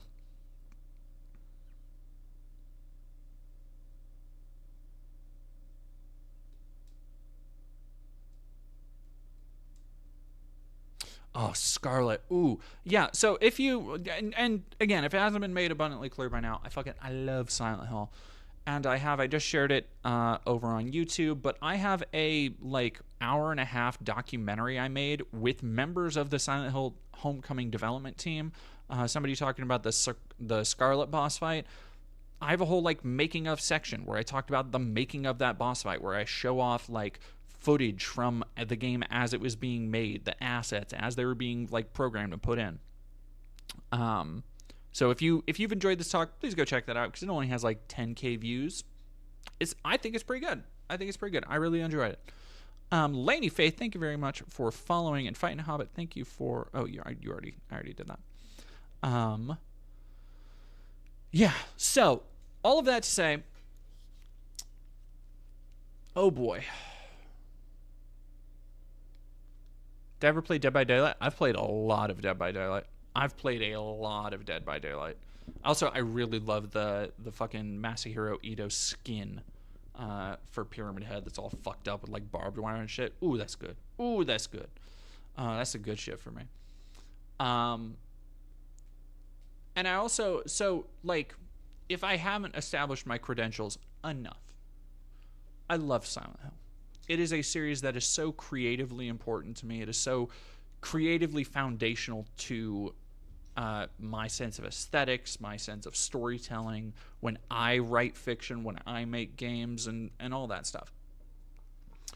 So to have people... It is such a series that is like, because it is so legendary, but it's not always easy to engage with, you get a lot of fucking tourists. And I generally don't use that term because I think it's like, you know, if somebody wants to like one of the games or not, whatever. Not everything needs to be for every person. But when motherfuckers play one new game and then feel that they can speak authoritatively on it, like ruining the series or the themes of it being out of line, or it's a modern audience woke propaganda, whatever the fuck we're about to listen to. Nah. You're in my house now. Silent Hill, this is my town. You have stepped into my fog, bitch. So let's see what these. Oh, I'm sure it'll just be so well considered and inspiring what these folks have to say. This is what caused it all. Oh wait, hang on. Why is it? Did I not?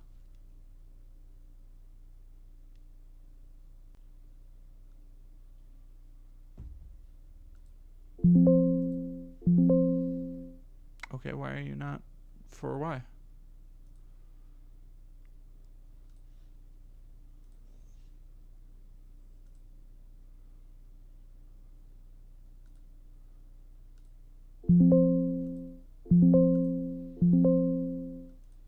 Why? Why are you not? Why are you doing this to me?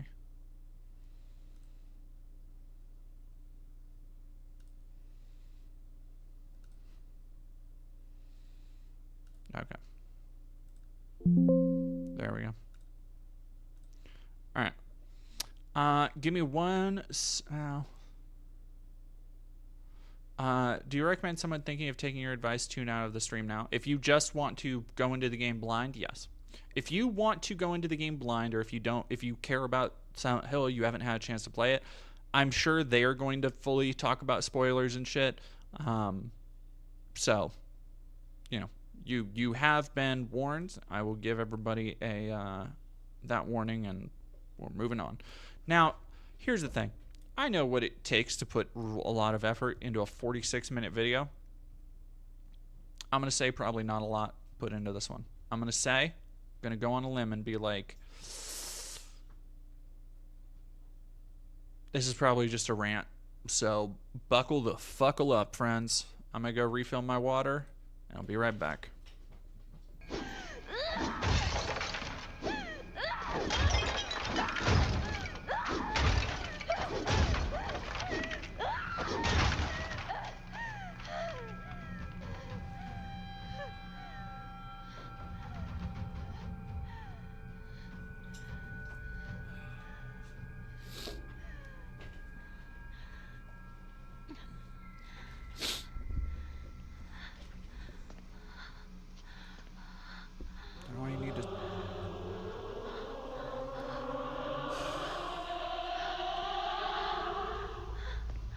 This should be an interesting one, guys. I hope you all are having a great day today, just full of so much positivity and happiness, dude. Because when it comes to the game we are talking about here today, there's not really too much of that to be found, ironically and unironically, because we are talking about the latest game in the Silent Hill franchise, Silent Hill F.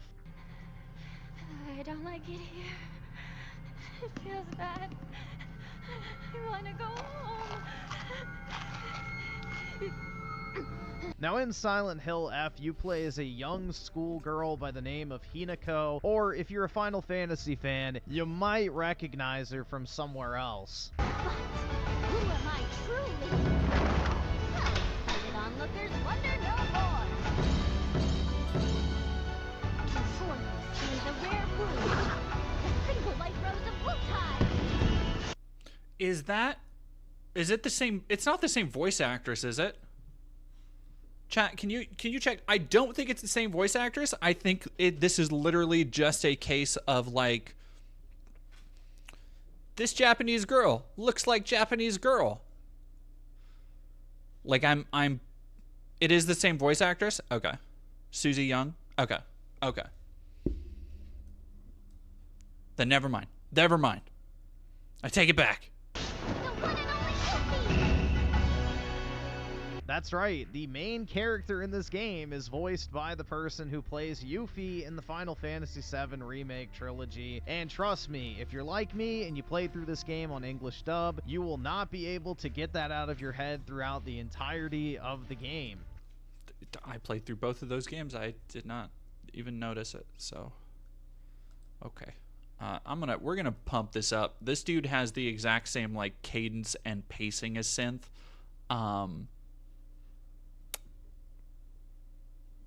And it drives me up a fucking wall.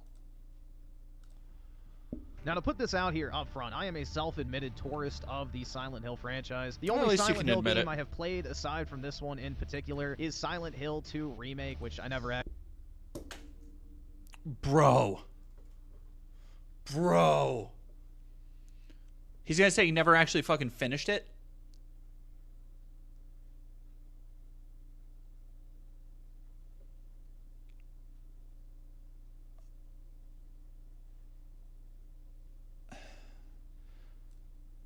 Rage Bait Actually is finished, so and I have seen the movies, but I don't really know if that's a good or a bad thing, depending on who you ask, so maybe I should just keep that to myself. But I just want to make it clear, I am by no means a longtime fan of this particular franchise, so just keep that in mind. The only reason I ended up buying and playing this game is because people in my stream donated for me to buy it and play it on stream, so here we are, man, and I'm going to be reviewing my time I spent with Silent Hill F. And right off the bat, as you probably read in the title, Silent Hill F is really putting the F in feminism, because that is the major theme of this game. The entirety of Silent Hill F is basically one big allegory for the expectation and stress that society puts onto young women to not only get married, but to also have children, as well as to conform with traditional Japanese gender roles. And on top of that, mix in a little bit of drug use, and you have the plot line of Silent Hill F. Don't take Tylenol. Don't take it. And don't give it to your child after your child is born. Now, this franchise has always dealt with the themes of like an inner demon or an internal... I see. This is the shit that I actually hate, because this is the same fucking shit. When God, what's that fucker's name? When Short Fat Otaku did that vid responding to me like 2 years ago now, and he was trying to disprove me on Silent Hill specifically, and he started talking some shit about, like, it becomes so clear. Silent Hill is fascinating in particular because it becomes so clear when somebody is just a tourist how little they know about it, and the fact that they get it from like a Reddit or a Wikipedia article, or like they fucking looked up a Chat GPT answer of like, what's Silent Hill about? Because then they'll say some shit about, you know, the coal fires burning underground, which was only a thing in the fucking movie. Or that Silent Hill is like in Pennsylvania. And it just like oh yeah. conflict or whatever it might be, something that's actually haunting the person who has found themselves in Silent Hill. And in the case of Hinako, what's haunting her is the expectations of society to be the traditional woman that her family expects her to be. And just a quick warning in case you couldn't... So honestly, thus far, not entirely wrong. You could have read that out of any number of reviews that say the exact same fucking thing. But so far, he's not wrong. That is technically what the game is about, and that's what a lot of the themes deal with. It's not the only thing it deals with. It also deals with the impact that these patriarchal and matriarchal roles have on people, the family system, society's expectations for women, for friends. Like, there is a lot of other things that I think the game handles really well. But as a baseline, it's okay. Figure it out. This is going to have spoilers, so you have been warned. But the final boss of the first playthrough of this game, which there are multiple endings and different routes you can take, and new... Somebody asking, Ibby F, any recommendations for lore videos? I'm a scaredy cat and don't like games but love lore. Sphere Hunter, go support, go watch Susie. And then the Gaming Muse. The Gaming Muse has so many great Silent Hill videos. So many great videos and needs more views. Game Plus, but the main playthrough that everybody's going to experience their first time, the final boss of that playthrough is literally a wedding dress. And no, I am not kidding. It's literally hinted at in the very first scene of the game. You're not fighting the dress. What? Hey, buddy, who is in the dress? I know we're getting into spoilers here. Like, again, spoilers for, like, the whole game. But you weren't just fighting a fucking dress, dude. The dress didn't just do that to Hinako's parents. Like, it was... whatever. You took everything from me. But we'll talk about this in a lot more detail once we get to the story section of this review, but needless to say, there is a lot of feminist themes present in Silent Hill F, and that's really just only scratching the surface. Like, we have some really funny examples to get to, but you couple that with a Souls-like parry-dodge, slow, meticulous combat system with breakable weapons, terrible inventory management, respawning enemies, a stamina bar that depletes way too quickly, and all the wonderful... This sounds like a classic case of get good, bitch. Trappings of a modern Unreal Engine 5 game. I think these issues are on PC right now because I did not have... I have heard that the PC version is a little bit rough. I have not had any issues with it on PS5.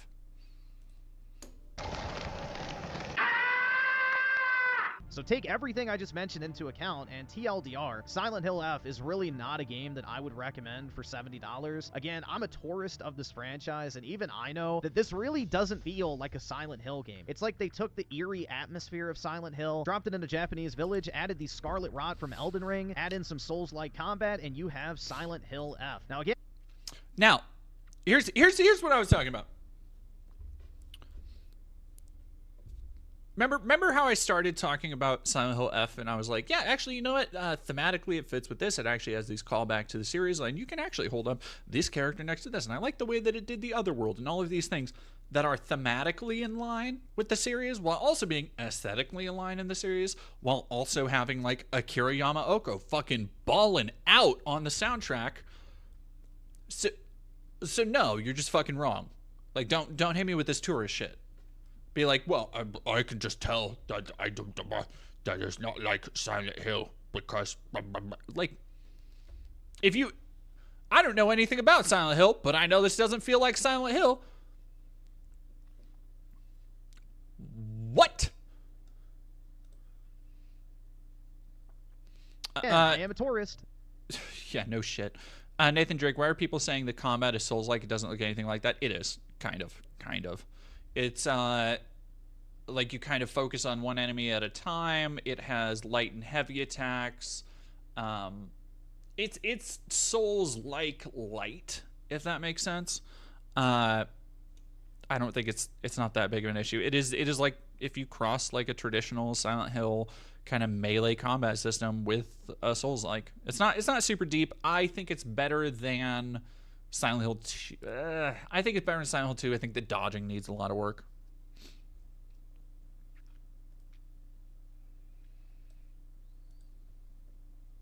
So I could be wrong, but to me, this does not feel like Silent Hill from what I've seen from the classic games, and even the movies, to their credit. But I don't really know if I can put it into words. Maybe you just need to see it for yourself.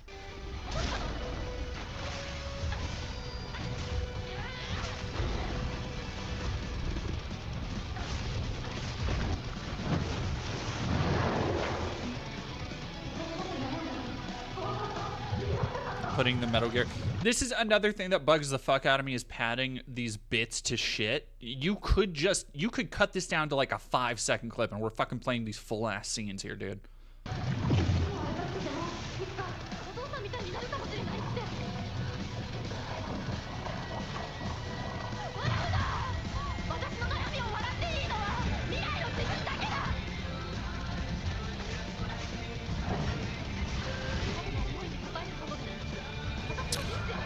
Again, he's trying to be like, oh, this is obviously not Silent Hill.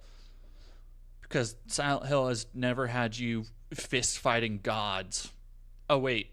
Yes, it has. Silent Hill 3, you can end Silent Hill 3 literally shooting God in the face with a submachine gun, with a fucking Uzi. Like, don't... the fuck, man?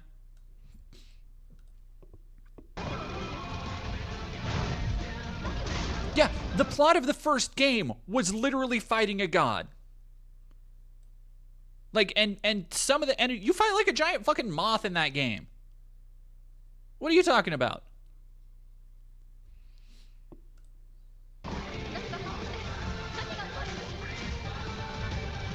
Also, what the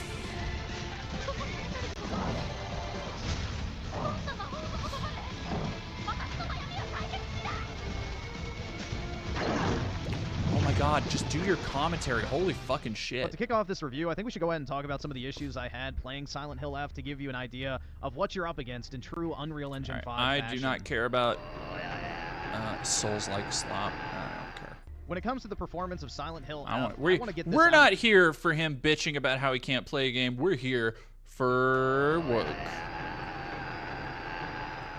The story of Silent Hill F, like I mentioned previously, primarily surrounds the theme of the stressors and expectations that societies and families put on young women when it comes to adopting a traditional gender role, getting married, and having children. There are also themes of abusive parents scattered throughout, as well as mothers that enable abusive fathers by submitting to their will, and it also deals with the theme of addiction as well, as throughout the game it's revealed that Hinako is taking pain medication, which is one of your primary healing items in order to cope with the reality in which she's forced to live.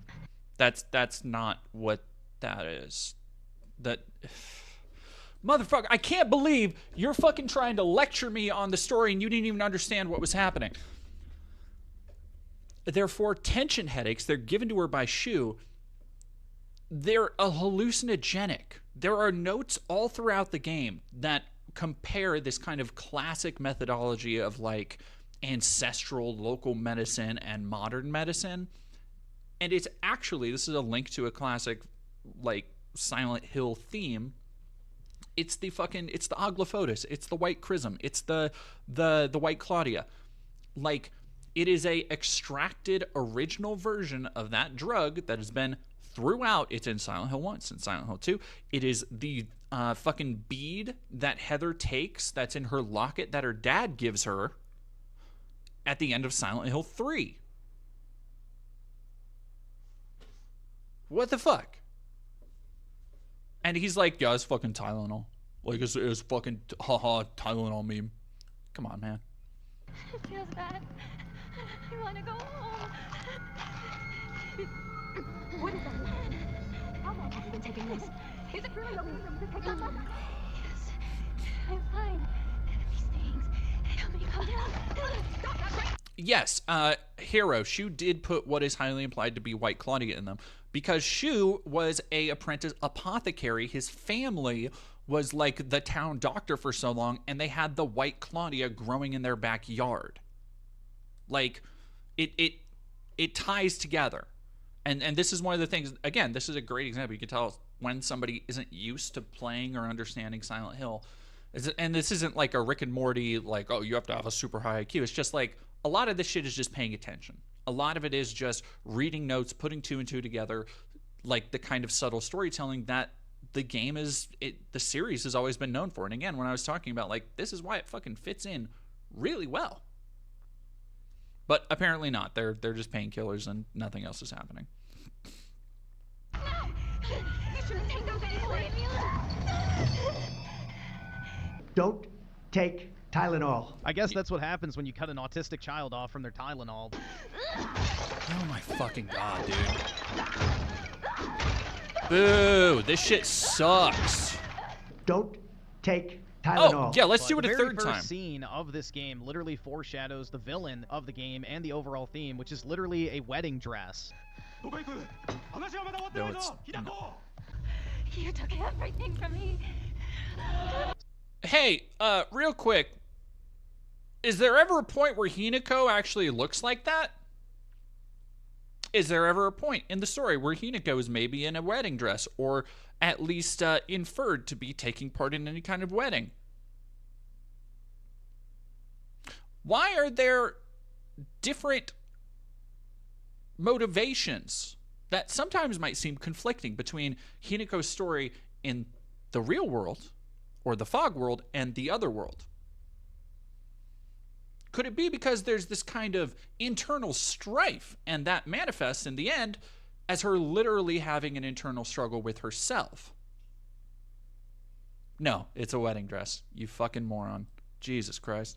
Silent Hill F is split up into two different story segments. You have the Silent Hill type real world and the Japanese spirit. And throughout the spirit world segments, it represents the sacrifice of self-autonomy and identity that it takes in order for a woman to become a wife. It first starts off when she meets the Fox Mask guy, which his name is literally Fox Mask, so don't fucking shoot the messenger. And she blindly trusts him almost immediately, despite what others are telling her. There are like these little notes and hints throughout the world that, you know, the Fox Mask guy is not to be trusted. She then has to forsake her past self by killing off her friends in the spirit world, which there is a portion of the game where you go around and essentially you have to execute your friends. Your friend Rinko, you dip into lava. Your friend Sakuko, you abandon. And then your friend All Shu, spoilers. you actually lynch at one point. So essentially, Hinako is having to forsake her past, give up her friends, and kill them off in order to sacrifice part of herself. And this is represented later by her literally sacrificing a part of who she is when she decides to cut off her arm and replace it with the arm of a fox. Okay, you don't need to...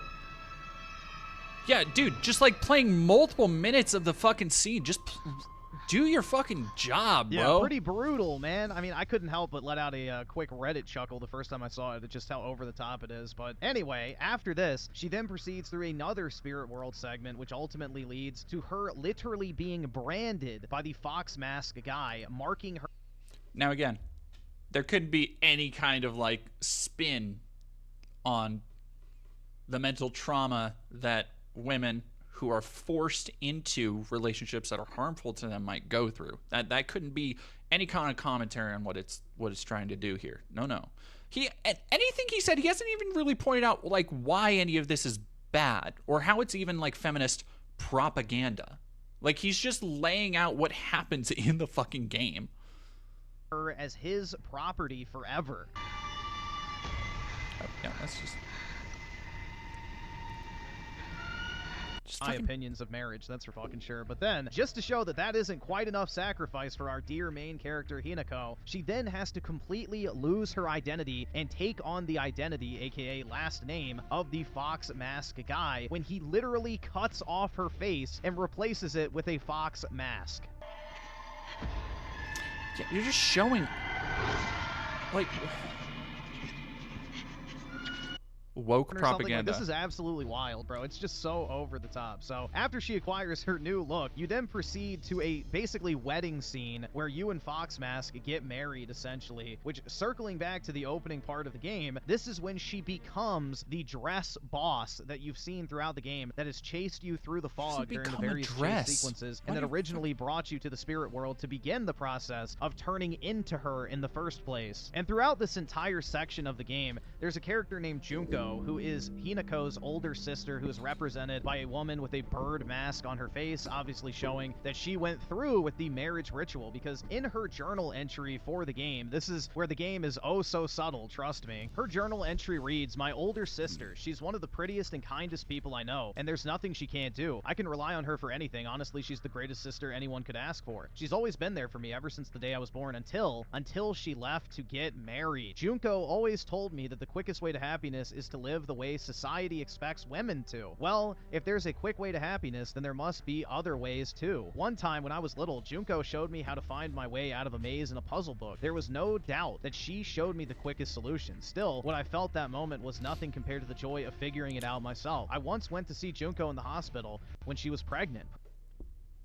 I know, Zuri, I hate how YouTubers can't review games without just summarizing the story. Like, I realize when I do reviews on movies and stuff, I generally do like a beat-by-beat breakdown when it comes to like Christian films and stuff. And that's because I need to like layer in why things are funny, why things are absurd, why things are outrageous, why the film as a whole doesn't work. For a game, it's a very different kind of flow, right? You don't need a lot of fucking like you don't need to read out entire notes. If you can put a note on the screen, you can summarize in a brief second.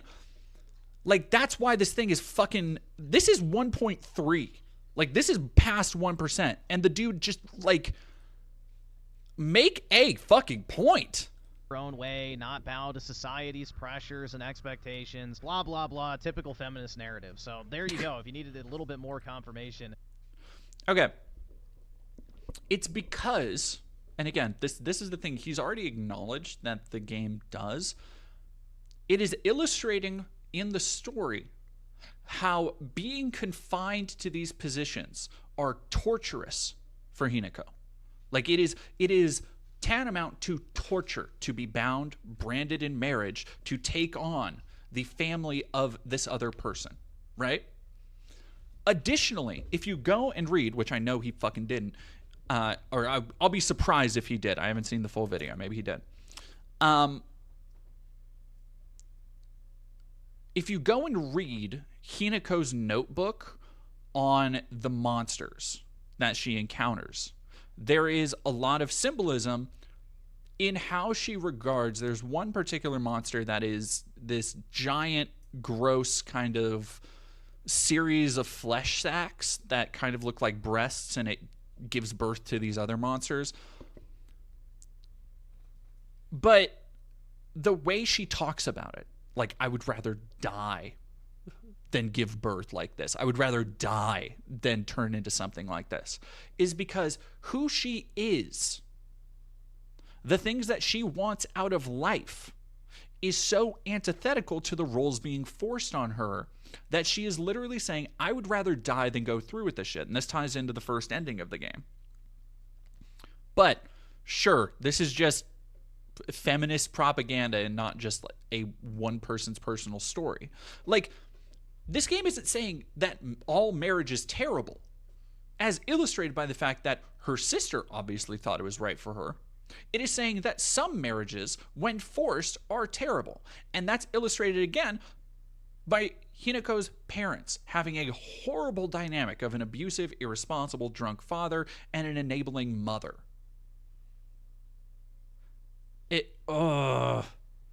Crazy, dude. Crazy work.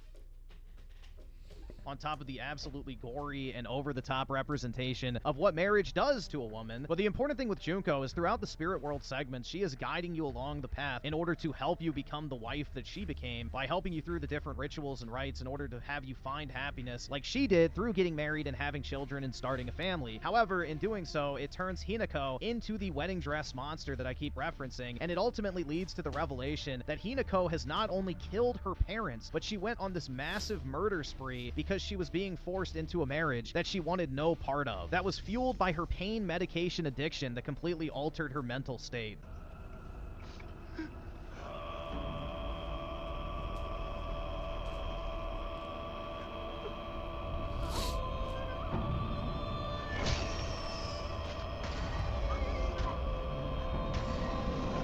No, it's really, Zuri, that's what I was saying. It's really not that different from Silent Hill 3 in a lot of ways.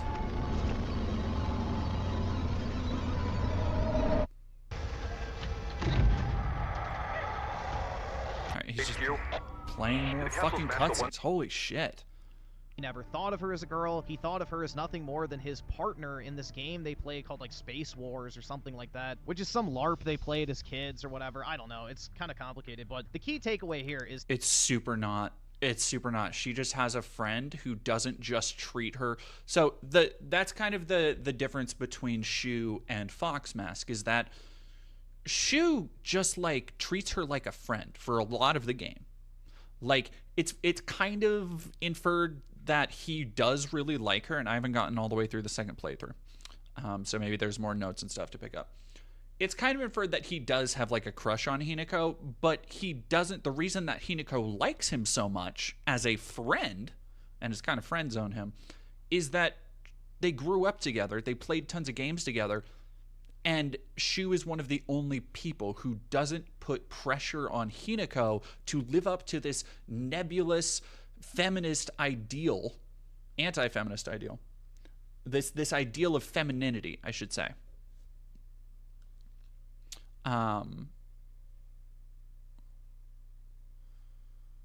Yeah, these just feel like common themes in Silent Hill. They fucking are. Like, this is a story, an introspective story, and what the thing I think makes it work so well as a Silent Hill story is that it is this introspective story of somebody dealing with their trauma in a way that is horrific and horrifying. And to me, that's Silent Hill. And it does have these other ties to the story through the drug, through the aglyphotis and all that stuff. But more than that, it is telling this deeply personal narrative that also does not necessarily point fingers at people's trauma. It doesn't say that there is specifically one person who's to blame for any of this. It does point fingers at like the idea of societal expectations, but in terms of them not being right for certain people, like Hinako. And under the pressure that is exerted on her, she cracks. And the entire game is a result of that. And Shu, like, she was totally fine. Like, she is totally fine. Yeah. Anyway.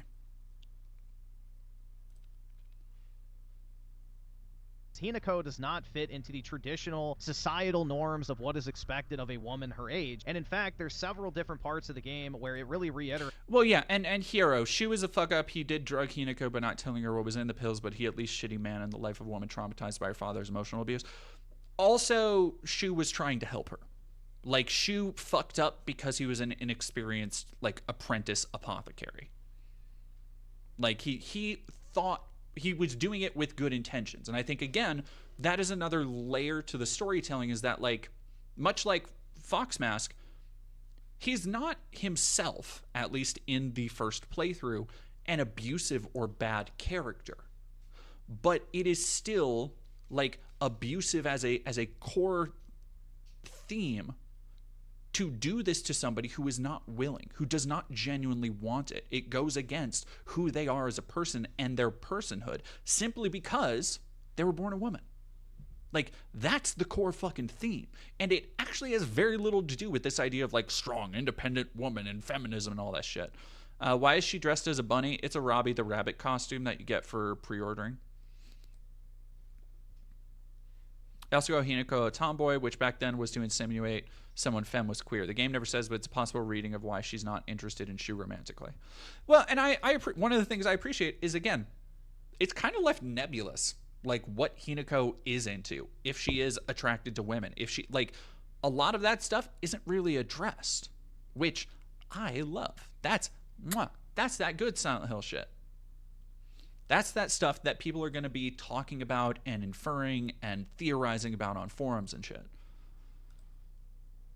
It's just how different she really is, and how no one really thinks of her as a girl, and more so thinks of her as a boy. And they really, really, really try to drive this home to the point of it becoming almost a little bit annoying. Like, you get the point after it's mentioned a few times. And on top of this, they hint at the fact that Hinako is dead, and that Shu needs to move on from her because Rinko has a crush on Shu and has confessed her love to him, even though he never actually read the note. So he doesn't know how she feels about him, but at the same time, he's still not over Hinako, who is apparently dead. So it's very complicated. I'm sure maybe if you played the New Game Plus playthroughs, it clarifies that point a little bit more, but overall, the main takeaway is Hinako does not act like the other girls, people don't view her as a girl, and she doesn't want to be like the other girls. Yeah, it's the little, so it's a bunny. Take away from it's that. Robbie. But also, we learn through the real-world segments that Hinako's father is abusive. A lot of times, it's comically abusive.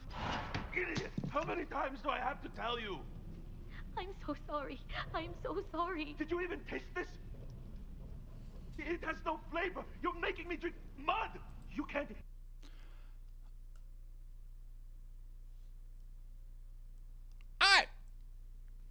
I don't think an alcoholic, abusive father being emotionally abusive to his wife for not making a dish correctly is comically abusive.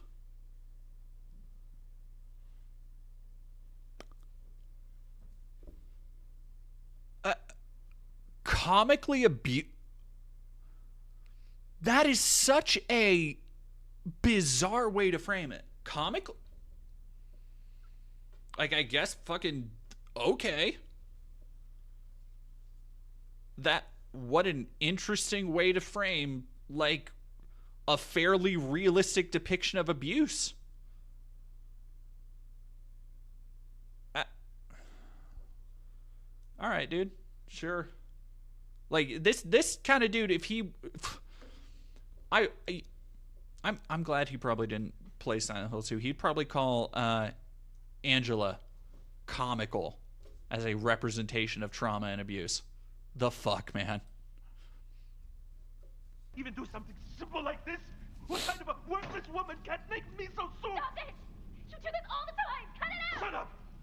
Don't you dare talk to your father that way! Stay out of this! You tolerate this, Mom! Why don't you stand up for yourself? And you, Dad! If you don't like her soup, make your own! You're good at cooking, aren't you? Hinako, stop! Please don't talk back to your father. I made a mistake. You just... I think it is kind of interesting to think it's kind of interesting to rail against it being like this woke propaganda and like, oh, this is just against like feminist roles in society. And then to call this kind of abuse over the top when the idea of like, oh, you just respect your parents and like, how dare you ever talk back? That was something I fucking heard growing up. Like, how dare you talk back? How dare you do anything? How dare you try and have like agency in your life? I am the parent. I basically lord over you. But he's like that's an okay, acceptable, like this is a comical representation of that somehow? What? Jesus.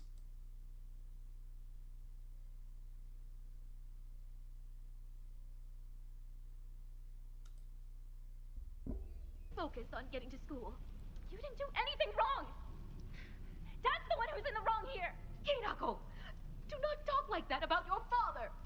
Get to school, now. I hated my father. You little... You were tricked by some fool. He took all your money and it's your fault.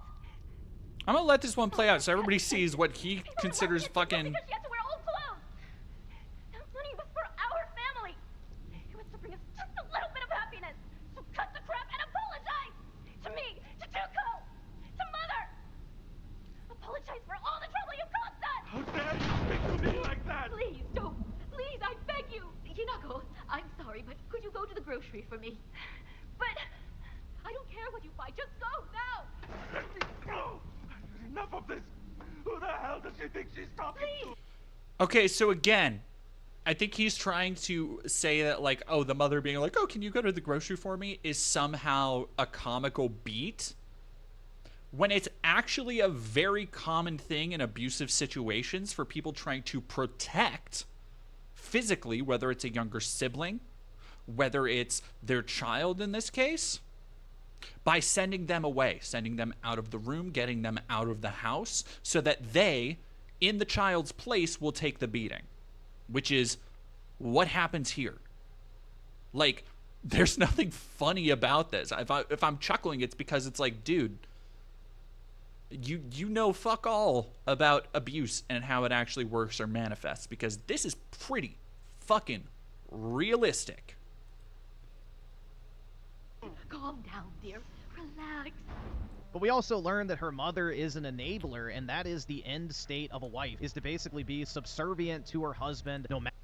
Nope. Again, completely wrong fucking lesson. That's not the end. That's not what the game is saying. It's saying that they have a bad marriage, which also impacts why Hinako doesn't want to be forced into a marriage and spend the rest of her life with somebody as they grow more and more embittered towards one another. Like, it's actually not that hard to parse.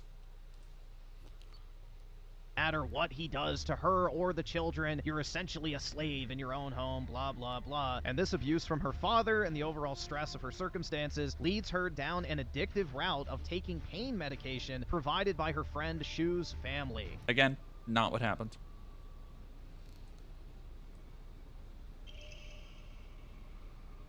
助かった。みんな絶対無事でいてくれよ。 But through these real-world segments, you learn that Hinako had malicious designs against her parents who she hated and wanted to kill them, which, like I mentioned previously, the ending of the game basically insinuates that fact. But overall, you can definitely say that Silent Hill F is putting the F in feminism, and I can safely say that this game is definitely propaganda in the form that it attacks the traditional gender roles of society. It attacks the institution of marriage. It makes it seem like the act of getting married and having a family is literally akin to brutal torture of unimaginable... No, it doesn't, dude! For one person who very obviously, from her relationship with Shu to the way she's regarded by other people, was simply not right for that kind of life, and yet was constantly forced into it anyway. Like... oh my god.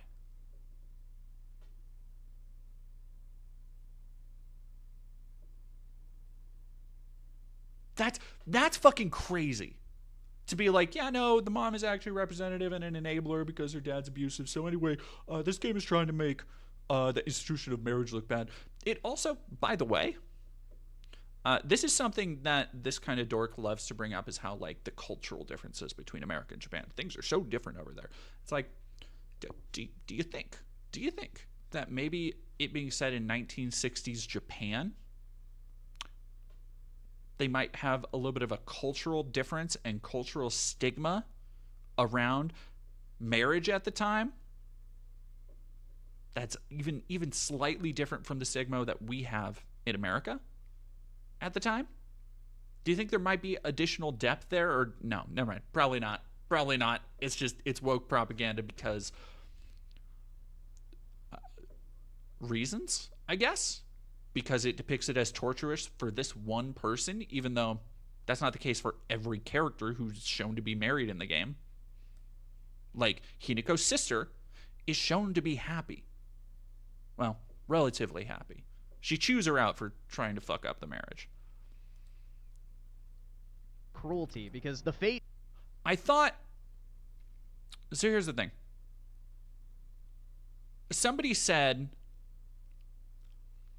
that...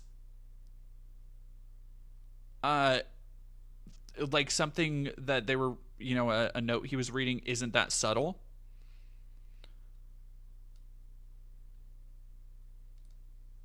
It's still apparently too subtle for him.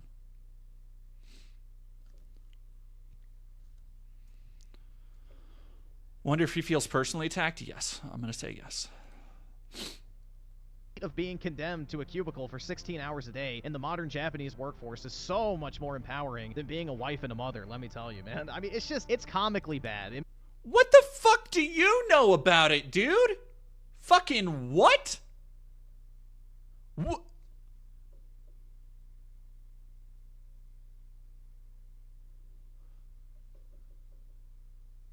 Comically bad. Okay.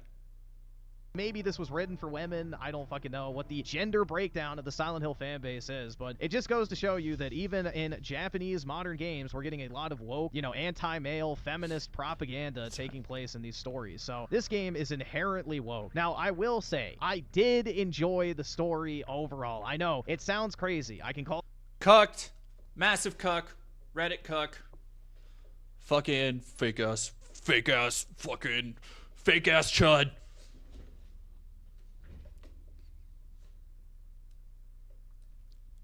This is one of my favorite things when they have to make anti-male. Okay, beta.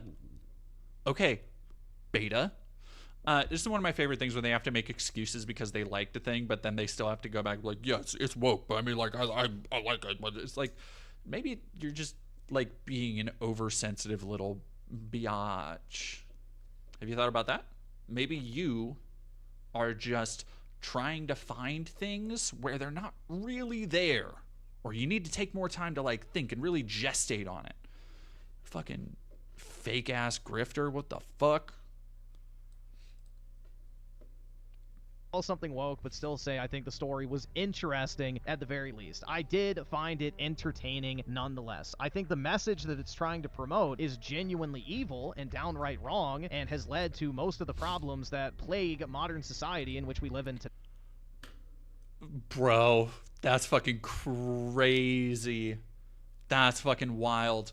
The idea that some women don't want to be forced into lifelong relationships, don't want to be forced to give birth, that some women don't actually want to get married and might want to pursue their own path in life is the reason why we have problems in society. Okay, sure. Yeah, okay, that's a fucking bonkers thing to... Sure. Let's kick it on over. There we go. Synthetic Man, Silent Hill F.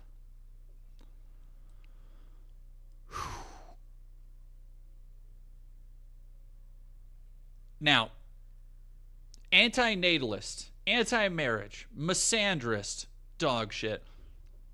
If you thought what we just listened to was somebody who didn't really understand a series or somebody who didn't really understand a game, just wait until you listen to this, what is sure to be buzzword soup, because Synth doesn't have any opinions he doesn't get off of fucking internet forums.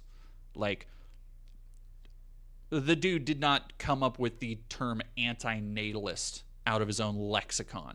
He's fucking repeating what he's seen elsewhere online. So let's get right into it, because he's saying Silent Hill F is an embarrassment to the franchise. Do we want to take hot bets?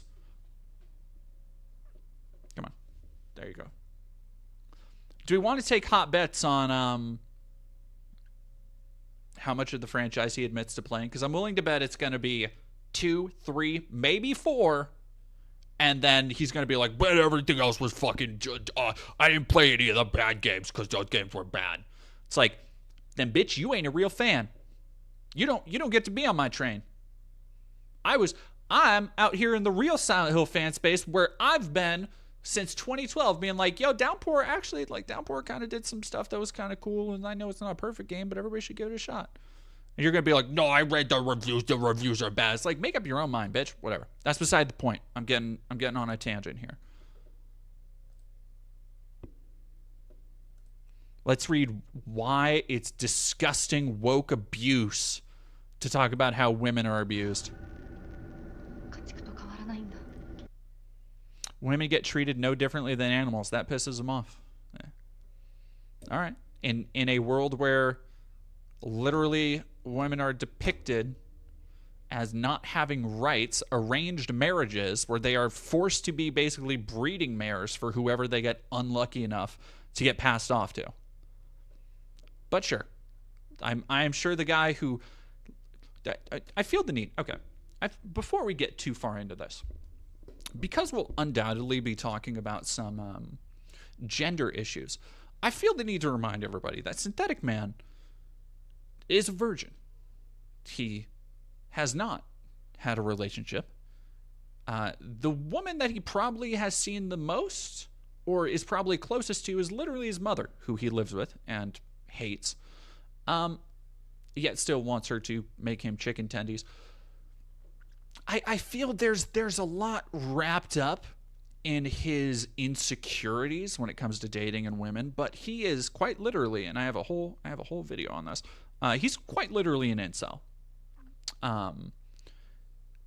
And additionally, it needs to be brought up again, things that he said in the past, like Silent Hill 2, the Silent Hill 2 remake, where he said about Angela, when Angela was having a breakdown, because Silent Hill 2, that she's so ugly he wouldn't even rape her. That was a funny joke for him.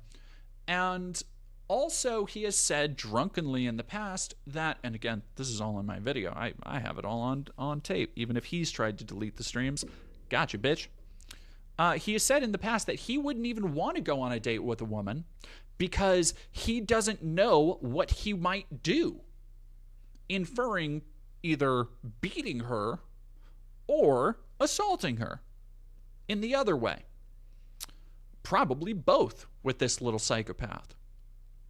So, I feel the need to preface that, right? Like, there's a lot wrong with Synth, but that's kind of where he stands with women and modern feminism, right? That's his knowledge of it. It's very little, but he sure does hate them anyway. And it might be because, I mean, like, who's to say? Maybe it's a Nick Fuentes situation where he hates women so much just because he feels much like the main character of Silent Hill F, he feels forced by society into being attracted to them, even though, as I also explained in the video, he's not. Like, he has admitted many times to having fetishes about femboys and fuda. So, like, maybe you just don't like women, dude, and you are reacting violently. Whatever. And it's beside the point. I'm not going to be his fucking psychiatrist. Many have tried. Many have failed. Oxpecker, thank you for 100 bits. My mom was like that until I was 25 at the start of 2023, and I said, I'm not raising my voice at you. I'm speaking at equal volume. I'm not streaming rage at you. I'm audibly demonstrating panic in every split-second response I need to make before taking 2 seconds to inhale results, and you interrupting me with more yelling. She's been more chill since then. Sometimes pushing back helps. Sometimes it makes it worse. I know that very well. Sometimes it helps. Feminism. Women get treated no differently than animals. There you go. You want your feminist message? 11 out of 10 game. I can't remember the last time that I've been genuinely disgusted with a video game. And that is not an exaggeration. This is not one of those cases where I just tell you, oh, another modern game sucks. But yes, this game does suck. But that's besides the point. That's just a dime a dozen in this era. No, Silent Hill F genuinely disgusted me. This game is some of the most overt anti-natalism, anti-marriage propaganda. Anti-natalism, anti-marriage propaganda. Okay. That I've seen in years. I know. I think it's Livy, thank you very much. My favorite blue hair, they, them. Yeah, can you fucking believe? You know what? He's right. I didn't have blue hair. I beat Silent Hill F, and they gave me blue hair and pronouns? Woke. Hey, you can't argue with that. Woke. pretty clear that the F in the title stands for feminism. And let's forget the fact that this clearly is not a good Silent Hill game. It's not a good game, period. The combat is like bad Dark Souls. And for some reason, there's a devil trigger from Devil May Cry in this as well. It is some of the most clunky jank combat, and not in the way that, oh, classic survival horror games had bad combat, so it's okay. It kind of is, though. It's better than classic horror survival games, but also, and again, a lot of the stuff I'm going to say, I'm just going to point you towards the video I made on Seth, because he is so emblematic of so many of these dorks, people like Griffin Gaming, and how they approach media, the world, their opinions, and he's just not very good at games, and I'm gonna have to chalk it up also to that. So mark one up on the bad at games board. Okay, for this to have bad combat too. First of all, that's a lie. There's nothing wrong with classic survival horror gameplay, no matter how much revisionist history shill YouTubers tell you. There is nothing wrong with the classic Resident Evil or Silent Hill games. You can play them right now and have a... By the way, if a game came out with that level of combat, they would complain about it. They would. Like, you can't win either way with that shit. Good time. This combat system was genuinely infuriating. And you might be thinking to yourself, okay, so it's more left-wing propaganda and the combat's bad. Is it at least scary? No, it's not scary either. Half the game is brightly lit, as in the actual town segments with all the fog. Not the least bit scary, man. And even in the dream world segments, whatever you want to call the marriage allegory. Big Silent Hill fan can't even come up with the fucking term the other world. Maybe adjust your brightness, dickhead. Like, I didn't have this problem. What? Also, it doesn't need to be dark for it to be scary, but also, it's not dark enough for you. That's where you power up to your demon form and just beat the shit out of enemies past the halfway point in the game. Even if you take away the clear propaganda angle of this game, I don't think the story is good. In fact, it's ridiculous. Yeah, no, I'm just going to spoil the whole game right here in the intro, so you better click off the vid now if you don't want to hear it. But basically, this entire game is just a hallucination, a drug trip. No, it's actually not. A depressed chick in her 20s is reminiscing about her teenage years. She pops some pills and then goes on a murder spree at her wedding. Somehow. So he only got the first ending, is what I'm getting here. Not only did he only get the most surface level reading, he only got the first ending. Okay. I'm not surprised. I'm not even like I can't even really be disappointed. Like, what am I gonna be disappointed in Synthetic Man? Come on. How the average Japanese woman, oh, she's a little taller than average, kills a bunch of grown-ass men and women with no guns. I guess she just beats them to death. She's that badass. This game is an absolute joke, dude. I cannot believe there's a prominent YouTuber, and I'm not going to say who it is, but you already know. Let's just say it involves increasing your skill upward in some way. Is saying this game is like a masterpiece and the future of Silent Hill. No, this is a horrific joke of a video game. Imagine comparing marriage to chopping off your arm. Yeah, imagine. Again, this is the thing. It's like, imagine comparing marriage to chopping off your arm. We're regurgitating the same points, you see, but also, and I feel compelled to just remind people, the fuck do you know about it? Imagine comparing marriage. Like, why do you have any opinion on marriage, Synth? That's probably never going to happen for you, dude. No woman wants to be around you. No woman wants to be in spitting distance of your moldy ass. Like, Why should anybody take any of your opinions on like the sanctity of marriage or what it does to people seriously, let alone when the fact that you're already trying to obfuscate the themes of the game approaching marriage, specifically for Hinako, as a negative thing, something she's never wanted, but something she is forced into, something that would take a part of herself, her personhood away. So it's like, yeah, fucking imagine marriage being a part. Like, yeah, imagine being forced to live an entire life in the shadow of the person you wanted to be.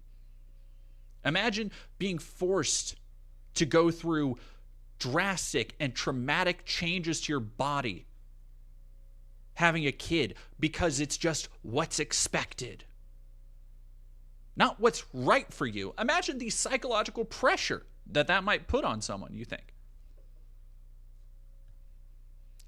So it comes down to, for so many of these things, just an inability to literally see anybody else as like worthy of empathy, even though people like Sent, he has plenty for himself. Plenty for himself. He'll fucking pour me all night. Anthony Gramulia, thank you very much for $2. Sent didn't even get the alien abduction ending. I think that's the third one you can get. I don't think he even got the second ending. And slicing your face off. Oh, and your husband, he can just mind control you with his voice, by the way. I don't care if Japan in the 60s, women had no rights. This game was released under the current political climate. They knew that this is left-wing propaganda. And the main writer for this is the guy who made Higurashi When They Cry, which is a pretty infamous series, and I know a lot of people like that, but just trust me, this is complete embarrassing slop. I don't care if he worked as a social worker once upon a time and witnessed a lot of abusive fathers who beat their wives and their children. This story is encouraging Japanese people not to get married or to have kids when their country's birth rate is already in the toilet. Oh my god, dude. He can't even not be a fucking Nazi for other countries. He's just like, oh, their fucking birth rates are going down. It's like, again, what the fuck do you know about it? Cracker ass? And has begun importing dangerous immigrants just like all the first world countries in the West. Okay. And why don't we take a moment and ask Western women how happy they are with their financial independence and sleeping around with hundreds of men in their 20s as they find themselves. I love he has to go and track down things to nitpick. How happy are you? Being happy includes representative sample of men and women of all ages. As you can imagine, massive. Oh wait, they're the most miserable they have been. Women's dropped both relative to where they were 40 years ago and relative to men. You can find this drop in happiness in women whether they're not, regardless of whether they have kids, how much money they make, what job they hold, whether they are married, single or divorced, how old they are, or what race they are. Dog, dude. Oh my god. So the thing you're saying is directly at odds with the thing you're showing on the screen. That their level of happiness has dropped regardless of if they are married, divorced, how many kids they have. So it's almost like the thing that you're advocating for isn't the key to their happiness.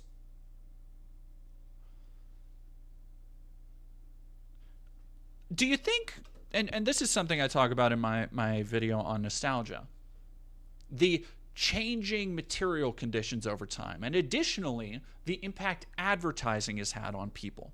Their self-perception, their perception of self-worth, where you see somebody in an underwear advertisement being all skinny and hot, and you're like, fuck, I gotta get up again and go to work, and I've gained 20 pounds because all I can afford to eat is food from work, and all that, again, shit Synth doesn't know about, because the dude has never been able to have an actual job. Could be anything else, but nah, it's gotta be marriage. I legitimately can't believe he couldn't even fucking like look for 10 more seconds to find an example that actually lines up with what he's trying to say. Dude.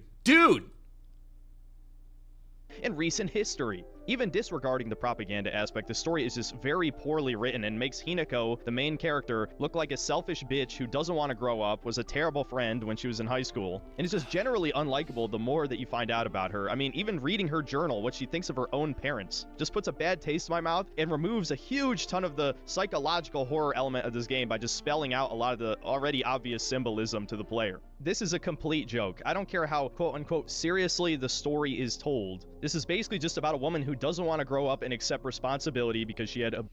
Again, his definition of fucking bold, dude. Fucking bold for a basement-dwelling Fuda jerk-off incel who still lives with his fucking parents because, by his own admission, he cannot hold a job because he has said this on camera. It's in the video that his parents basically still house him because they know if they kicked him on the street, he wouldn't make it. And he wants to, and his entire job, he's my age, by the way, he's fucking 30. His entire job is whinging and bitching about games being woke online and talking about how, games used to be so much better, blah, blah. And he wants to talk about anybody else, even a fucking fictional character not wanting to accept responsibility. Bold take. Abusive parents. Compare that to James Sunderland murdering his wife. Do you think that's on the same level of guilt of being drawn into Silent Hill? Actually, the term Silent Hill is never used in this game at any point. This is clearly originally not a Silent Hill game. Some people suspect it was a Fatal Frame game originally, where What? Okay, sorry. instead of it having this weird Dark Souls jank combat, it involved you taking photographs and then doing weird counterattacks on enemies. That's a possibility. It's also possible this...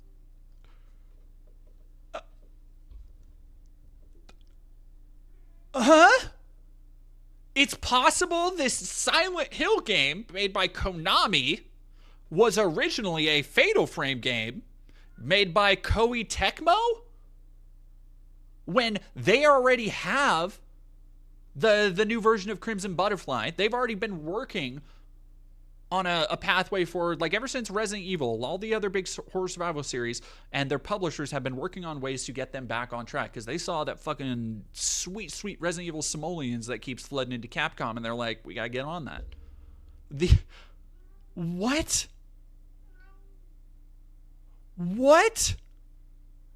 The fuck are you talking about? He just, like, literally saw, no, it's Japanese, so it's probably Fatal Frame. Like, it's probably Fatal Frame.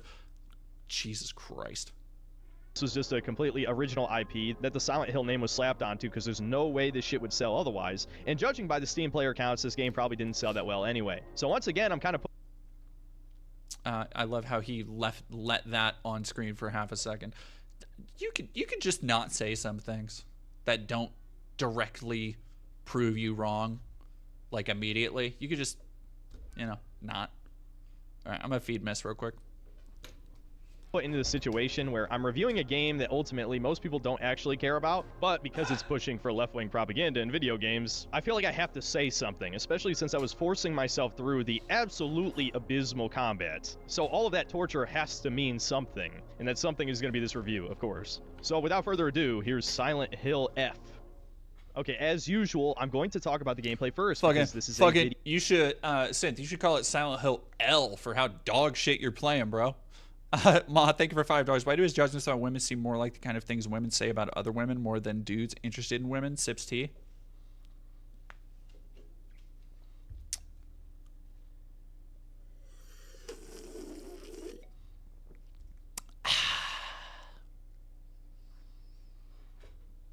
CR Brent, thank you for $10. Hello there. Are we doing the Fallout is woke again?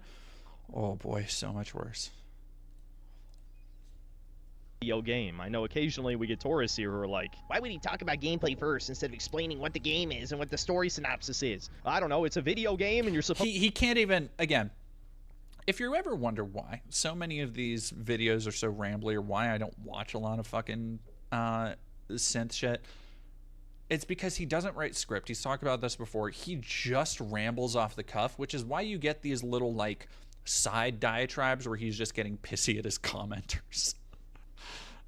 Great, supposed to dude. play those. It's an interactive medium. It's kind of the whole appeal. And I genuinely believe in this case, the gameplay is bad enough that it detracts from the entire experience. A game I played recently that no one cared about, Bloober Team's latest game, Chronos, The New Dawn. That game was basically just a shitty Dead Space, right? Regardless, if you're one of the 5 people who tried that game, I could see you enjoying it in spite of it being so inferior to other action horror games. In Silent Hill F's case, this is one of the worst combat systems I have ever experienced in any video game. I'm not exaggerating, I swear to you, this.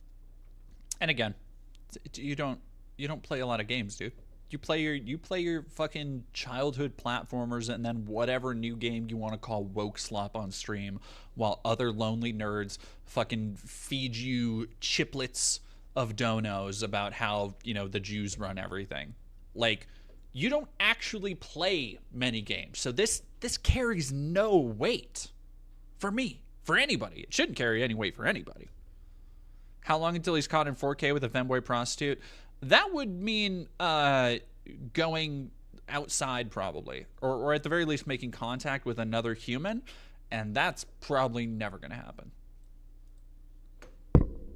This is one of the worst combat systems of all time, and I'm going to try my best to explain why it was so painful. But first, before I say anything, I need to tell you I played this game on hard. And this time I actually have a good reason, because I promised myself I wasn't going to play a game on hard unless it's notoriously easy. The reason I picked hard for this game is because there's actually only 2 difficulty settings at the start. There's story, yes, they call it story, and hard. Now, I don't know about you, but every single modern video game I've ever played, story meant game journalist difficulty. That's what it means. So I have this dilemma where I have to choose between baby easy and hard is often unbalanced and God, just get to the untested. fucking point! And there's several parts of this game that give me the impression All right, they did we're not not here test for the hard combat. difficulty very thoroughly. Now Why again, it's before painful, any survival horror tourists decide to mechanics. use this information against me just saying, oh, well, you played on hard, of course it's hard, that means that invalidates all of your complaints. Most of my complaints would be exactly the same on normal difficulty, because I'd say about 90% of my frustration in this game had nothing to do with me dying, and everything to do Wrapping with up how complaints. All right, let's go fundamentally to broken this level combat design, system aesthetic is on a horror basic puzzles, level. Now, the first time story, I tried to record and this segment, it ended up being wokeness. about 20 minutes long. Yes.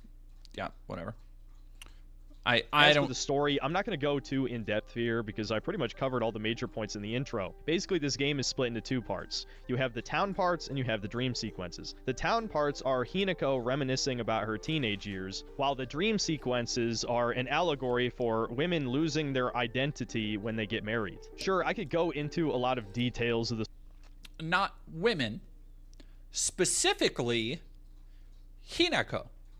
I feel like this is almost a really good microcosm of how all of these people like Synth Griffin, they approach all women as a collective mass, like a fucking hive mind.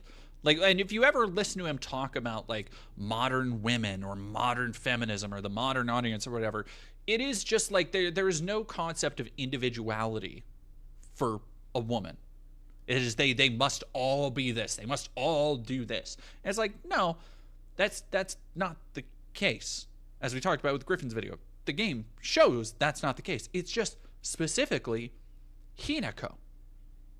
Specifically. Oh my gosh, did we get a raid? Artist Cody Meyer, thank you for following. Sleeper Build Soph, thank you for following. Bunny Beely, thank you very much for following. Did I get a raid? Yeah, she's like 15 also in the game.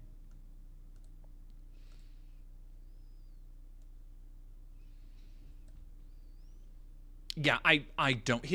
And again, I've watched so many of this fuck's videos, and it's the reason why I haven't watched any of his shit in like over a year. Because it's honestly, if it wasn't Silent Hill, I would still skip it because he's not fucking fun to listen to, and all of his videos come down to the same complaints and same shit over and over and over again. And so much of his mechanical assessments comes down to the fact that he just isn't good at them. Like, he usually is missing mechanics. He usually is just not adapting to the game and the way that the game is designed to be played. Like, that's on him. Let's see why it's woke. Story, but honestly, the characters are not that deep. They're pretty one note, so there's not that much to talk about. Sakuko, the forgotten friend, only has like 30 seconds of screen time in the beginning. Rinko is the typical rival girl, like I said before, who hates Hinako's guts and wants to get with Shu, and Shu is just the boy next door childhood friend character. Of course, in the dream sequences, you have Hinako's fiance in their arranged marriage, and he is represented as a demonic fox spirit, you know, a kitsune for all you weebs out there. Of course, you have Hinako's parents, with the father being a stereotypical alcoholic, abusive dad, and the mother being the complete pushover who's basically a servant to her husband. Now, of course, in a vacuum, I don't think it's feminist or left-wing propaganda to represent an abusive father in a video game. There's many of those in real life, but I think it is pretty telling how Hinako describes both of her parents in her journal in-game. And Hinako despising her mother just for wanting to keep the peace and not getting divorced seems very petty and childish from a... Hello, Kibben. Hello, princess. Cat has returned. Hello, baby. Hello, baby. Oh, good. That's a good scratch, huh? That's good scratches for you. Come on, come on. Okay. Hello, baby. Hello, hello. You can just see her ear. Oh, both ears. Both ears. Oh, baby. There we go. There's my good girl. Okay. Back to it.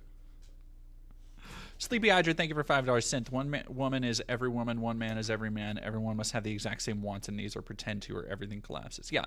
It's like, again, bold take for somebody who doesn't really contribute to society in any way. Taco Face for thank you for $2. I have a suspicion that you are woke. I mean, I do got blue hair and pronouns.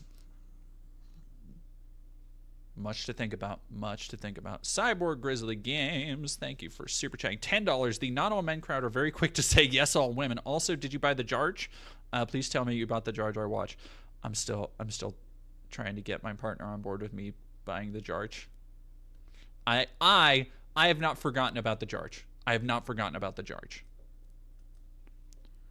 Woman that's actually in her 20s. Even if it is framed as her being a teenager for most of the game, it's revealed she's actually an adult in the end. And of course, the final character, one of the villains of the story, is Hinako's older sister, Junko. And Junko is framed as a villain just because she left the family to go get married. That's all she actually does wrong, by the way, since the whole game is just a drug trip. Everything else is just a figment of Hinako's imagination, that she's eternally pissed at her sister for daring to get a life. If I'm being charitable, she's really mad just because no one was there to defend her anymore from the horrific parents. But the main antagonist of this game... If I'm being charitable, here's another possible thing that could explain and disprove all the bullshit I'm saying, but I'm not going to say that. I'm just going to point it... God, Jesus Christ, dude.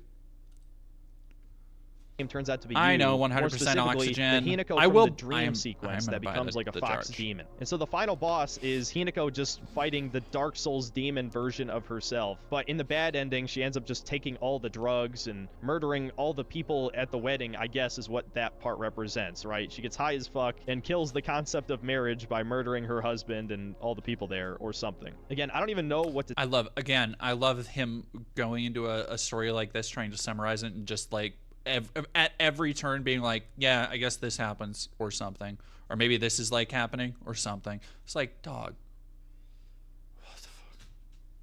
Yeah, like, does he know what an antagonist is? They're just central to the conflict of the game. Doesn't mean they're inherently evil. Also, the sister is not an antagonist. Like, whatever. Take away from this story other than the propaganda angle. It just seems like complete nonsense. It's just like the way they cannot, even outside of mild critiques of a patriarchal society which forces women to put their bodies, their minds, their entire lives into arranged marriages to people they may not even like, who may be abusive. Outside of critiquing that system, neither of these dorks can actually define what is woke, what is propagandistic about any of this stuff. Just the fact that it is criticizing, or even inversely, advocating for women to have more of a voice in their vocation, in their direction in life, than being sold off like fucking cattle. which is the system that the game is critiquing. Like, to them, that's woke propaganda. This God game's damn, story dude. is told feels so pretentious, like it's digging at this deeper message somewhere, but there isn't one. The first time you play this game, you get locked into a bad ending. No matter what your choices are, you get the same one every time, and then on subsequent playthroughs, to get better endings, you have to never use the red pill item throughout the game, since, as I already told you, the pills are what created this drug-fueled massacre in the first place. But I'm not going to torture myself by playing through this whole game again. Yes, there are some changes in the cutscenes on New Game Plus, but you still have to suffer through the combat, as I said earlier in this video. So let's just get to the whole woke element of this game, even though I've sort of already covered the basics on that. Although I got Jesus a lot Christ, of my rage out during the intro about the overall feminist message of this game, I think it bears repeating again how ridiculous it is in this day and age that we're getting yet another game pushing for anti-natalism and anti-marriage messaging when women are... What fucking games? What the fuck is he talking about? Yet another game that's pushing for anti-natalism and anti-feminist messaging. Huh? What the fuck are you talking about? I will literally chat. Do we have any examples you can think of for a game that is anti-fucking natalist? What? Or is this just another fucking one of his, like, oh, Fallout promotes race mixing and that's blah, blah, blah, blah, blah. Like,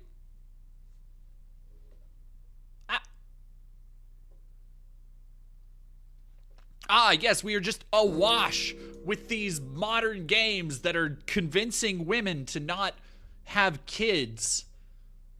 The fuck? What?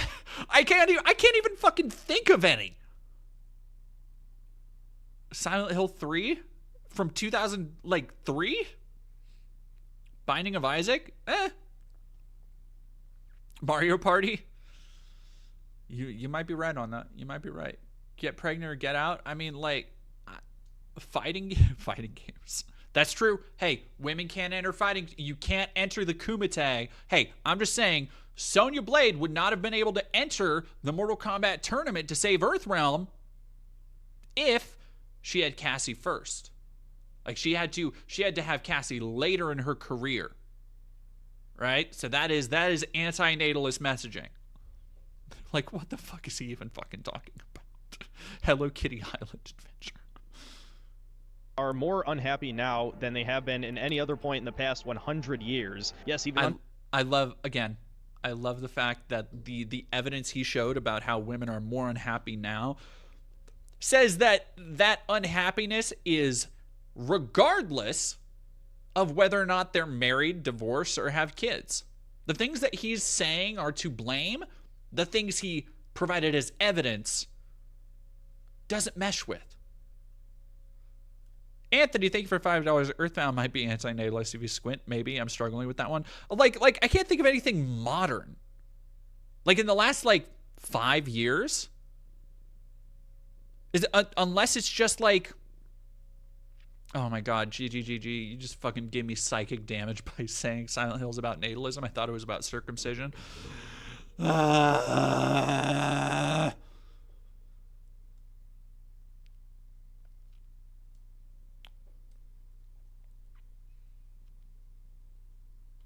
forgot about that. Yeah.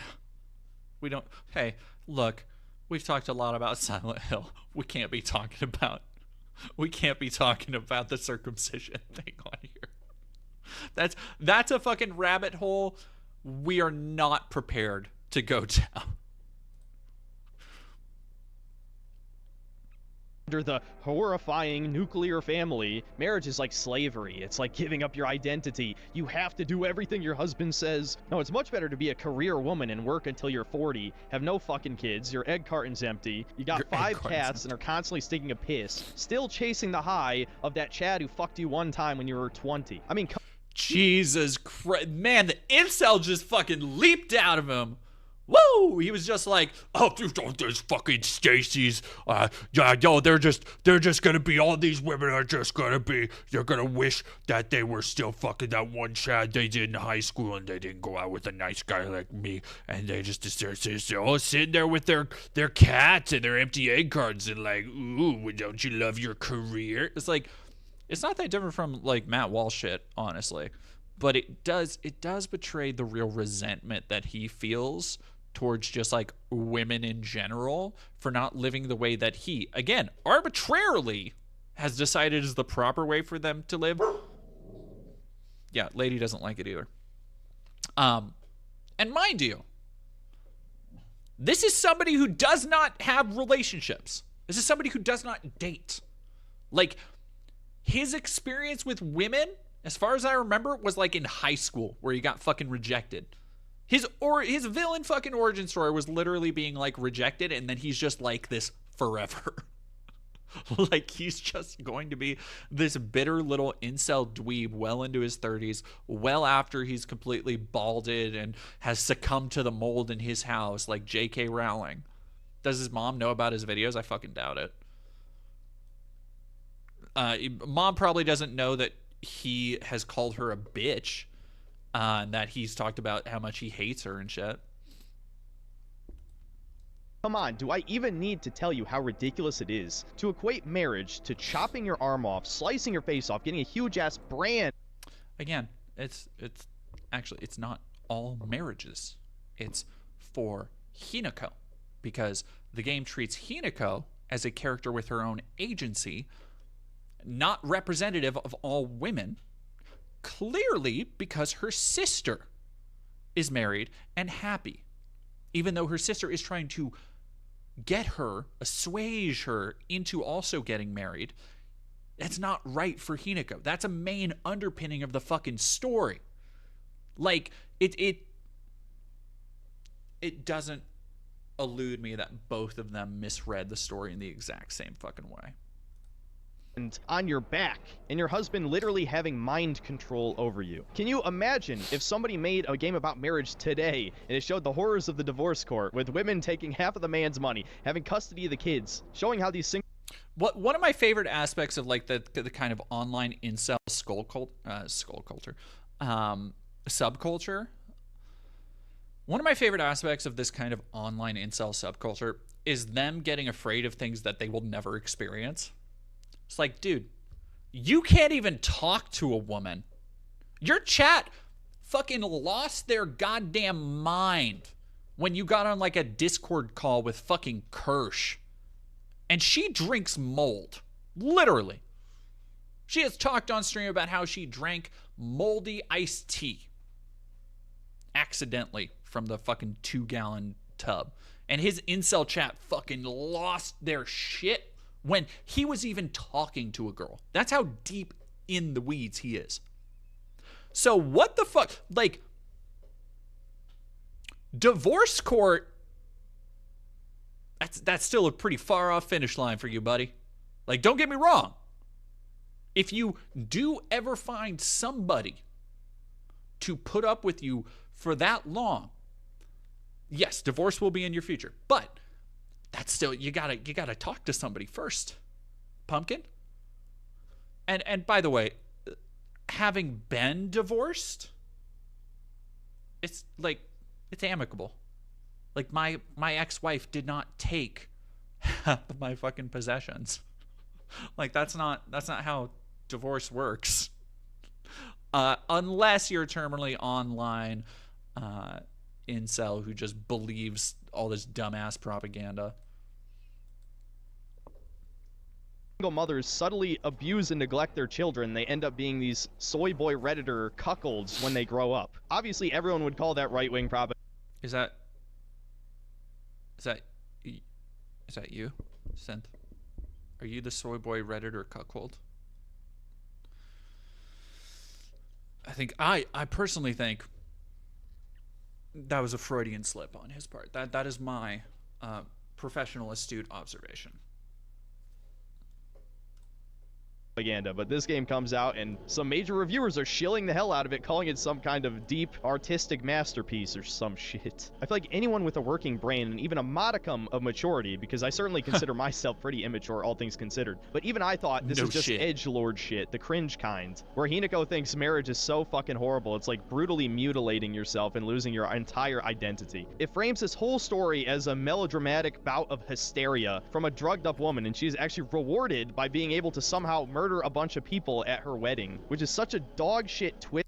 How is that a reward? How is that a reward for the character? And again, you didn't actually see the proper conclusion of the story. You didn't actually see the other layers to it, because you're like, well, I'm not going to... Blah, blah, blah. Also, that's a reward? Dog. Whatever. Ending because of how ridiculous it is. How am I supposed to take this story seriously on any level when it is cartoon shit? Silent Hill is not cartoon shit, man. This is a joke. Another conspiracy-esque element you can think about is Japan's birth rates are lower than ever, and they're also importing more immigrants than any other point in their history, much like every first world country in the West right now. So again, do not doubt for a second, this is more globo-homo propaganda. Shinzo Abe is rolling in his grave right now seeing this shit. And to add to the absurdity, this game was developed by Neobards, the shitheads who made that terrible Dead Rising Deluxe remaster last year. They're a Hong Kong-based company. So this is a Chinese game telling Japanese people to not get married and to not have kids. Are you going to tell me right now that isn't propaganda? You can... Yes. Yes, I am. A Chinese developer, you think they cannot tell a story in Japan in the 1960s? You don't think that they actually might be more qualified than a Western studio to tell a J-horror game? To take one of the seminal, iconic J-horror video game series and try and tell an authentic story in that framework? Yeah, I think it's fine. I don't fucking care, dude. Like, what? Like, what? Pick your conspiracy. Is it China or is it the global homo Jewish consortium, dude? Have they joined forces? Did I not read this fucking 4chan post? Ma, thank you for $5. I personally wonder why he feels like it's synthetic, man. Probably all that Fuda. I want to be so for real. It's probably the Fuda. Call me a schizo if you'd like. That is 100% on purpose. Despite my numerous significant complaints with this game, while I was editing this video, I decided to play a little bit of New Game Plus on story difficulty. Just out of pure morbid curiosity, I wanted to see how much easier the game is, and holy fuck, the enemies only do like half as much damage and take less hits to kill on top of that. I know it's just a stupid meme on a certain basket weaving forum, but I genuinely believe if you played this on story difficulty, you didn't beat the game. Regardless, I decided to do the UFO ending since you can do it in like the first 3 hours. And man, they even found a way to... All this fucking dumbass coded language bullshit, like a certain basket weaving form. It's like you have to be in their dumb little coded language club to get what the fuck he's talking about. What the fuck is he talking about? Coded language, like,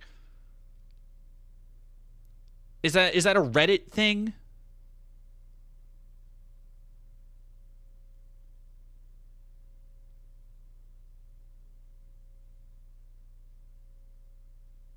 I have no idea. Yeah,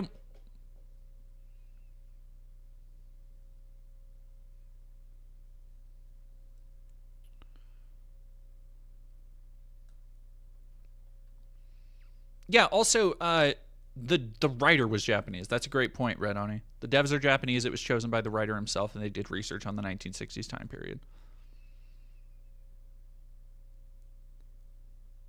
Oh, it's 4chan? I don't fucking get it. I don't get it. It's 4chan word salad. Yeah, that's not fucking surprising. Did you see VHS 8 just dropped on Shudder? I don't remember the last VHS song. Damn, I feel like it was a couple ago. Fuck. It's just 4chan. Yeah, okay, whatever.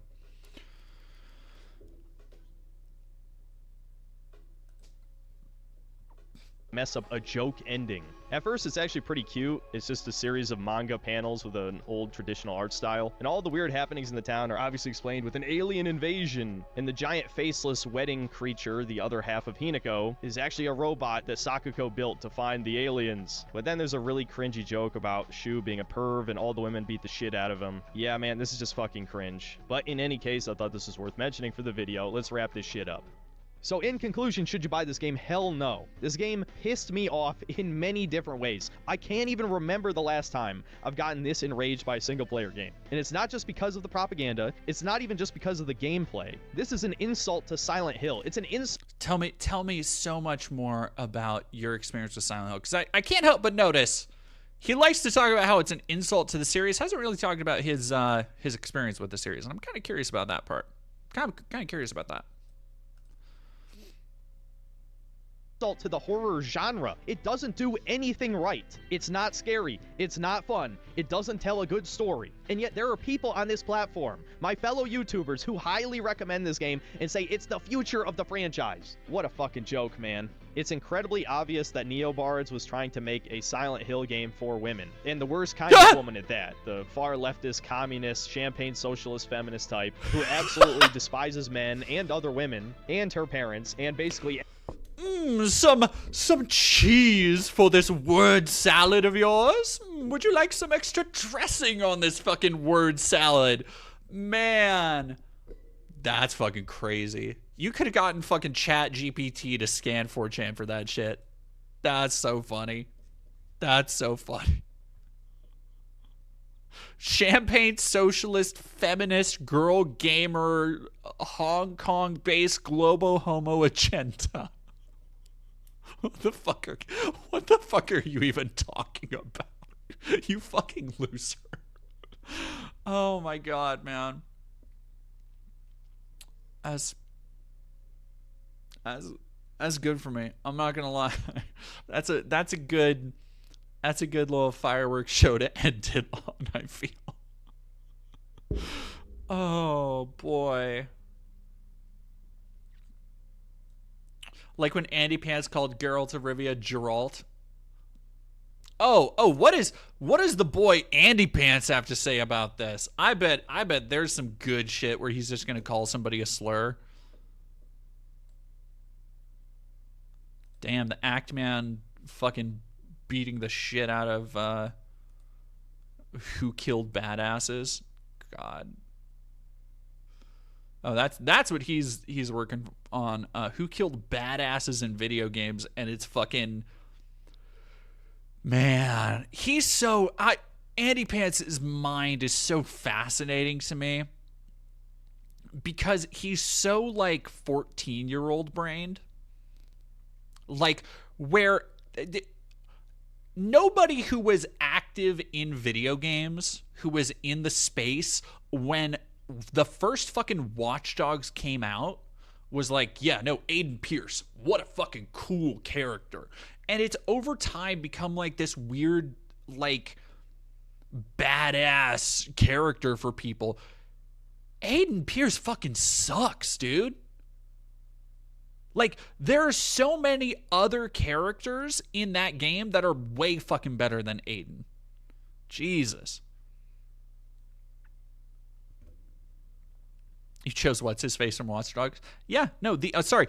I can't believe you would, Red Oni, I can't believe you would call him What's-His-Face from Watch Dogs. That is Aiden Pierce featuring his iconic hat. If you don't know the joke there.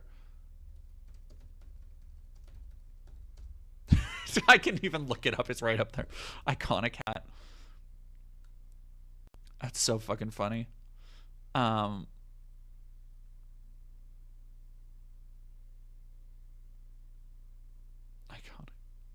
The boring iconic hat man is now in Watch Dogs.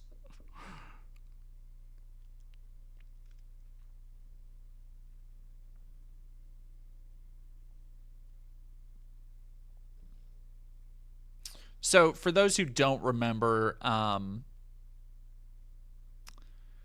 before the first game came out, this is what it was.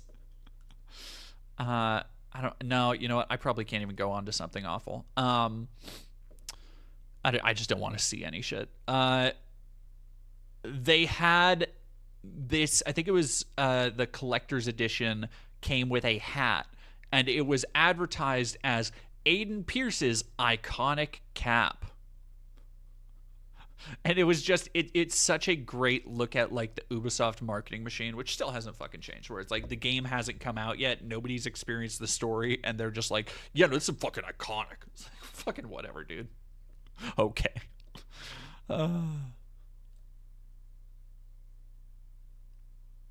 What a cap. What a cap. So I do want to talk about one more serious thing here, because this actually ties directly into people like Synth, incels, losers, people online, terminally online dorks. And this is taking a little bit of a turn. Not gonna lie. I don't think these are up anymore because I think his channel was nuked. But I went through and found... It's going to kick me to the main page, isn't it? Huh?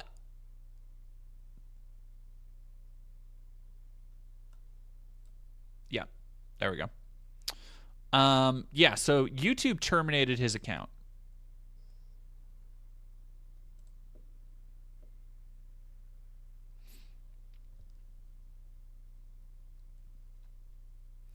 Which sucks. Let me see. Actually, might be able to get a brief clip off of Twitter. And yeah, I'll be right back. I'm gonna run to the restroom, and then we're gonna talk about the Charlie Kirk fan incel killer, who basically live streamed his confession on YouTube to his 300 follower account.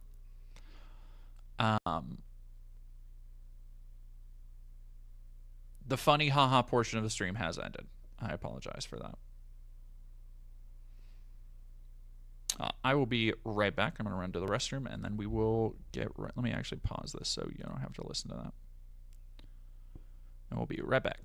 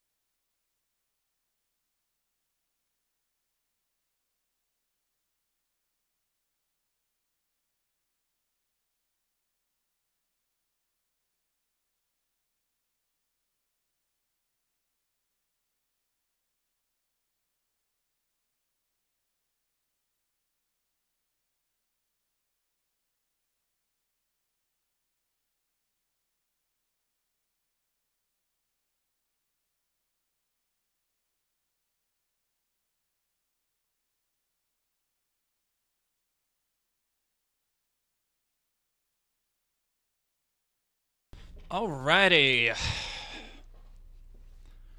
So, talk about this really quick. Because I think it goes really well into the segment that we just had. Just talking about the modern state of incels, people who think they are somehow entitled to women, or that women should just fit into certain roles. Because when they don't, then these online dorks who already see women as like inherently lesser than will act out their little violent fantasies. It's something we've seen plenty of times. And one of the latest expressions of this unhinged violence for people who are raised on the internet and raised to believe by the internet that certain people are just inherently lesser, that certain people are just not worth caring about, that certain people dying is just okay, is what happened in New Jersey.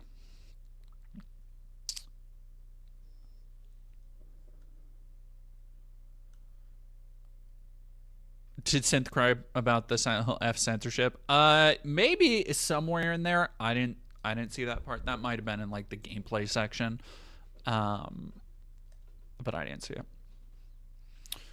2 teenage girls were mowed down and killed Monday in Leafy Creek. God, New York Post just fucking sucks. Mowed down and killed. Hit and run driver who had allegedly been stalking one of them. The 2 17-year-old Cranford High School students, Maria Niotis and Isabella Salas, were riding on an e-bike together around 5:30 when a black Jeep with tinted windows rammed into them. Both girls later died at the hospital. A 17-year-old boy from Garwood, a small borough next to Cranford, was arrested near the crash scene, and on Wednesday authorities said he was charged with 2 counts of first-degree murder. Loved ones told local TV outlets the accused killer was stalking one of the girls, leading her to take out a restraining order against him. She made complaints and nothing was done. It's just a tragedy. The neighbor told Fox 5 that the killer parked outside the girl's house for 3 months leading up to the alleged murder. He was never stopped, the neighbor said. It's unclear which girl was targeted by the driver. A witness to the aftermath was sickened by the trail of destruction on the peaceful residential street.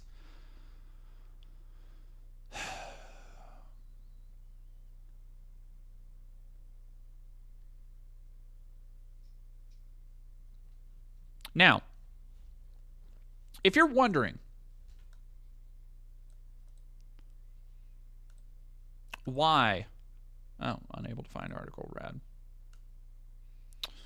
rad, things weren't done about him. Unfortunately, his YouTube channel was terminated, but not before some people pulled some clips. I'd have to go and find them. I don't want to on like archive and backup sites. But in some of these streams that I saw earlier, he talked about having not only his dad be a police officer, but his uncle being a police officer. He talked openly about how they would defend him and protect him, about how he had a history with these girls of harassing them. He had literally doxed them on stream. Not they were streaming, as in he was streaming to YouTube a video that was still up until YouTube terminated his channel today, where he and his friend called pizzas to their house and monitored the whole thing to threaten them. He was a fucking dumbass. I cannot express enough what a goddamn dumbass. A cruel, impish little man who did not see them as human. I need to really state that, because we've seen a lot of very similar violence recently. I talked about it in the most recent video about our influencer culture, about all of the killers that have been mass shooters and school shooters who have been inculcated by far-right and extremely online ideologies to just go out and commit shootings and just be causing chaos in general and fucking put memes on their guns and all this dumbass nihilistic bullshit.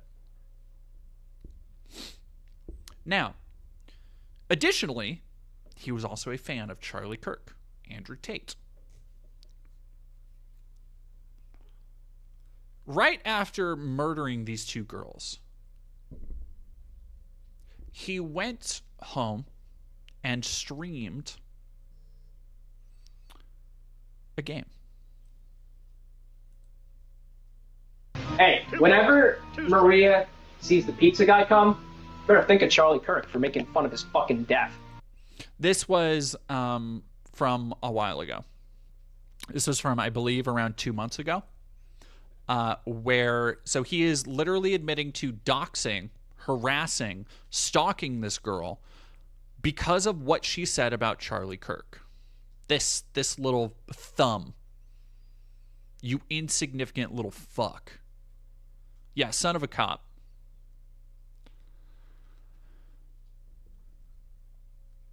A motionless New Jersey teen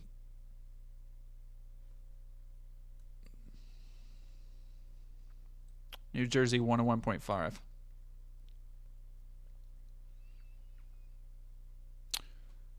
Went on YouTube live stream the next day claiming he was bullied. Families of victims say he stalked one of the girls. Suspect, a gamer and Andrew Tate follower, has 39K TikTok followers.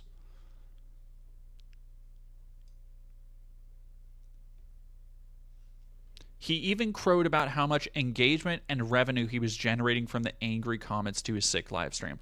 I wish I had a... he was 17. He was 17. I wish I had a copy of the stream, because let me actually see if I can find it really quick, because I might have an archive of it. I should have downloaded it this morning.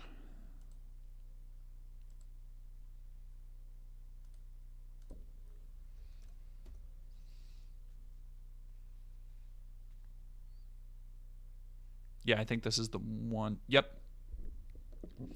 This is the stream he did the day after. So what happened was he was taken into custody, then released for some fucking reason, and then taken into custody again.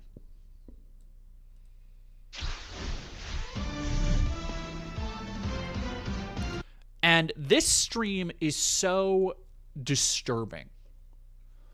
Not because of anything he necessarily says, but with the cold callousness that he thinks, and this is actually, I think this really ties into a lot of similar viewpoints. I wouldn't be surprised if this dude was a fan of synth.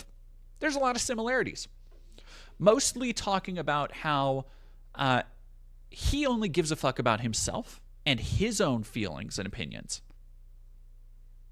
and not the people whose lives he's literally ruined, because he doesn't see them as people. He murdered 2 girls. And I want you to pay attention as he then starts talking about, at the beginning of the stream, how negative his chat is being. He starts talking about how the chat is being mean to him.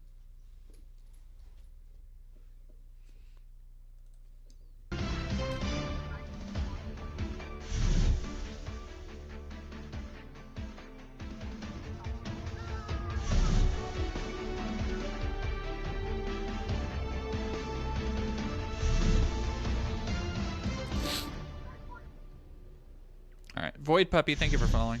I'm just gonna skip forward a little bit. Things. Jesus. Hold on a second.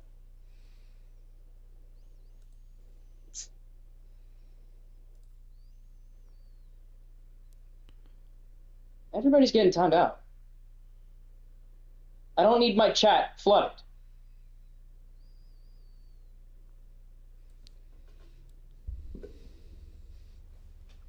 All right. I'm gonna wait until. No. I'm not gonna do this with a flooded chat. I got 111 people in here. Oh, big boy. Hey, Rod, I apologize, but this stream ain't gonna start anytime soon. Comet Oblivion, thank you for following. Messaging negativity. People keep messaging negativity. Why are we running people over? Everybody's messaging negativity. It's ridiculous.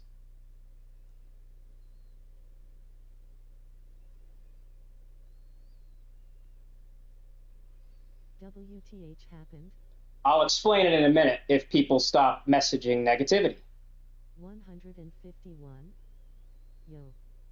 Bro. Dude. No way. Yo. Chill, guys. Yes, this was after he murdered 2 girls.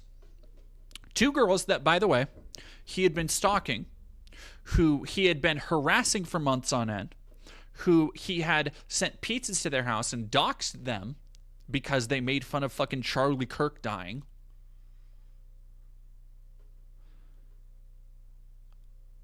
I cannot express enough. When people talk about just having a difference of opinion, like, oh, they just don't agree with you, so you gotta be mean to them. This is the kind of shit that I got a lot from Synths fans. It's like, no, it's because I know what those incredibly antisocial attitudes that people like Synth don't just have, but continue to spread.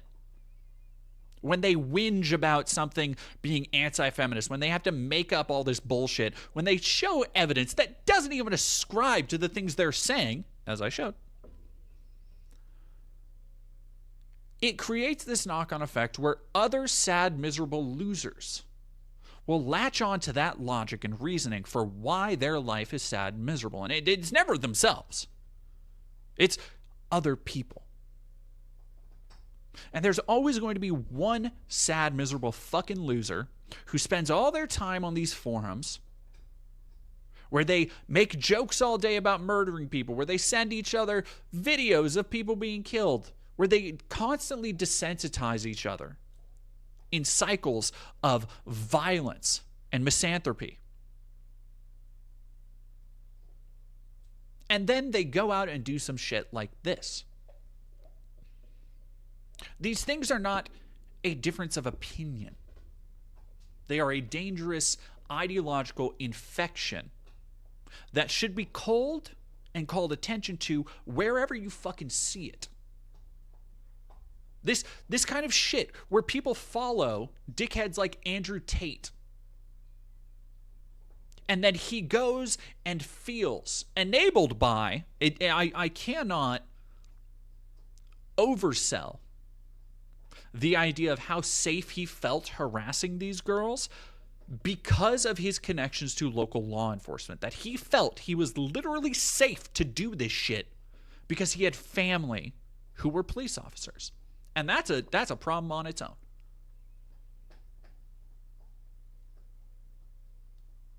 And now 2 kids are fucking dead.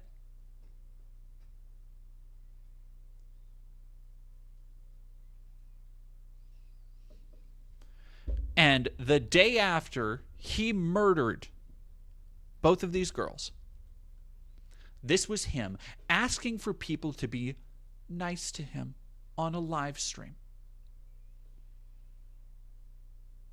Because that's really the end point of this kind of misanthropic worldview. This just empty nihilism. This just edginess without any cause or reason. All of these dumbass conspiracy theorists, all these fucking people on 4chan and Kiwi Farms are constantly calling each other slurs and constantly saying these people need to die and celebrating when these people die and talking about how this kind of shooting is a good thing. This is the kind of attitude it creates. One that is entirely insular, one that is entirely self-centered and self-focused. If you want to know why people like this are not productive members of society, it's because they don't honestly probably know how to be one. They are so wrapped up in their own tiny little fucking worlds that they cannot conceive of other people also having feelings beyond them. That other people probably also have similar struggles to the ones they do. Even if they're a different skin color, they're a different gender, they have a different identity, they have a different religion.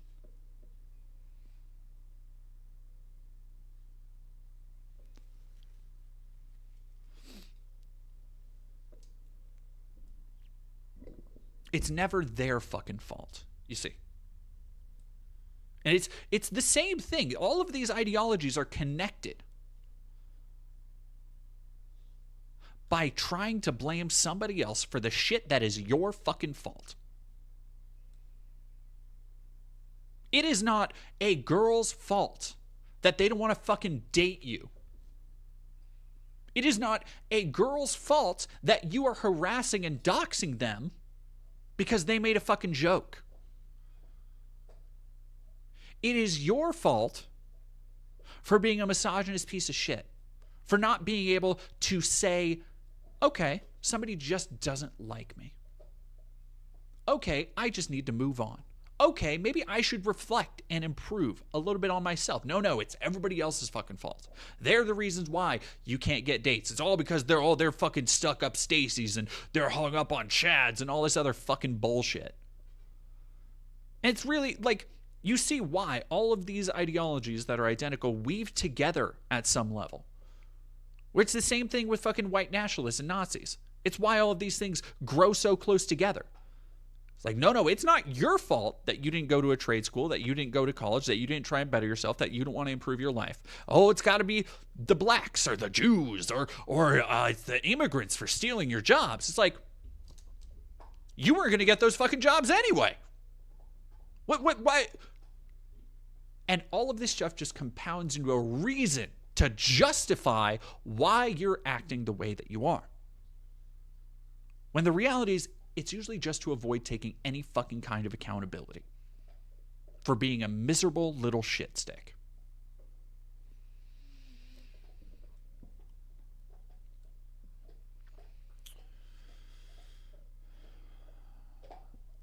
Fighting how I think for 50 bits, a very sincere peer to me wants to just dad the shit out of guys like this and be the one to guide them away from this kind of nihilism, because I feel like they need someone to pull them aside and give them the talk that every guy gets or should get of how to process their emotions like adult. And you know what? That is a good reaction to have. And I think you should hold on to that. I genuinely do. So here's one of the things. And granted, I don't think synth is going to become a fucking killer like this, but it is the incel ideology. It's all the same shit. Like that's why I'm using synth as an example. But one thing I continually heard in the comments on my video on synth was people going, and people who didn't even like me or agree with me. They're like, I don't fucking like trans people. I don't agree with this, but you're right about this. And the thing that so many people said that I saw over and over them saying was, it's weird to think I could have ended up like this. I could have ended up a miserable, lonely, bitter little incel. But somebody talked to me, but I turned my life around, but I decided to get my ass off the couch and actually do something. And I think there is a very real dearth of actual inspiring figures for young men. I think that is a real fucking thing. And part of that, I actually think, is like right-wing propaganda convincing young men that that's the case. That, there's no real masculine men, so you need to go to people like Andrew fucking Tate. But at the same time, I think there are a lot of people who are not willing to hear men out or take their struggle seriously.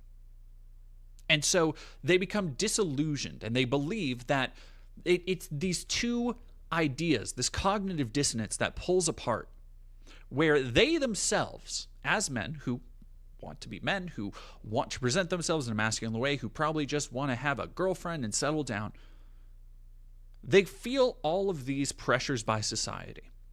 They have all of these emotions. They understand that they have a sense of self and personhood that is an emotionally complex state. That they have fucking feelings. But then the other side of things is telling them, or they so feel, it's telling them that they're not allowed to have those feelings. That they should be masculine. That they need to bury it all down. That they need to be tough and sacrifice and suck it up and all this other bullshit. And there needs to be a meeting in the middle. There needs to be more people who are willing to go and talk to kids like this, who are willing to go, hey, fucking knock that off. Because you know what? There are so few things that are impactful to young men like a positive role model. Like somebody they look up to who can tell them sometimes, knock it the fuck off. This is something I've talked about, is that if you have like younger brothers, younger siblings, right? Or just like if they have a friend who comes over and like, you know, says the R slurs, makes a stupid 4chan joke, you know, says some edgy, dumb shit, as 14-year-olds are wont to do at that age. Whomst among us has not said some questionable shit? Let's be honest.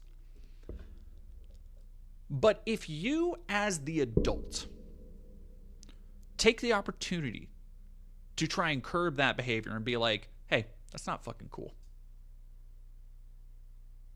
I want you to take notice. Even if that kid tries and fucking brush you off, watch his face. Watch how he reacts. When somebody who is more authoritative, maybe more masculine, somebody who has a job, who's experienced the world, tells him, hey, you're fucked up for that. That is corrective. It doesn't even need to be bullying, really. It doesn't need to be, like, I've talked openly about how, yeah, we should probably bully some people a little bit more for, like, antisocial behavior to try and curb it from people. But not all correction needs to be that way. It doesn't need to be cruel to be helpful. And in fact, I think a lot of people like this need more connection. They need to not simply be on one side of the screen and experience all of their life and all of their world through these fucking deep internet forums, through these places that have no care or interest in them as people, but where they see other people still struggling with that same loss of meaning in life. And so they feel that because they are with other people who feel as empty and hollow, that that's where they belong, because it's fucking not. Like, if you are any of these incels, if you have somehow fallen across my channel, you need to know you fucking deserve better. And I genuinely mean that. You deserve better than to go onto these fucking websites day after day and tell these jokes and have this be your primary method of socializing. Because when you do that, you are stripping away little pieces of your own humanity. Little pieces of being able to see the world in a more empathetic way. And over time, you will lose that ability to easily feel.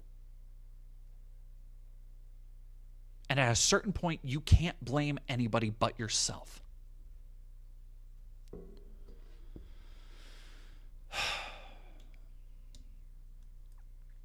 Sky needs sleep. Thank you for $5. These guys need to, 1, get into making art music with their emotions. Very true. And 2, reprimand them for their bad actions. The red pill poisoned these young guys. Yeah. Yeah.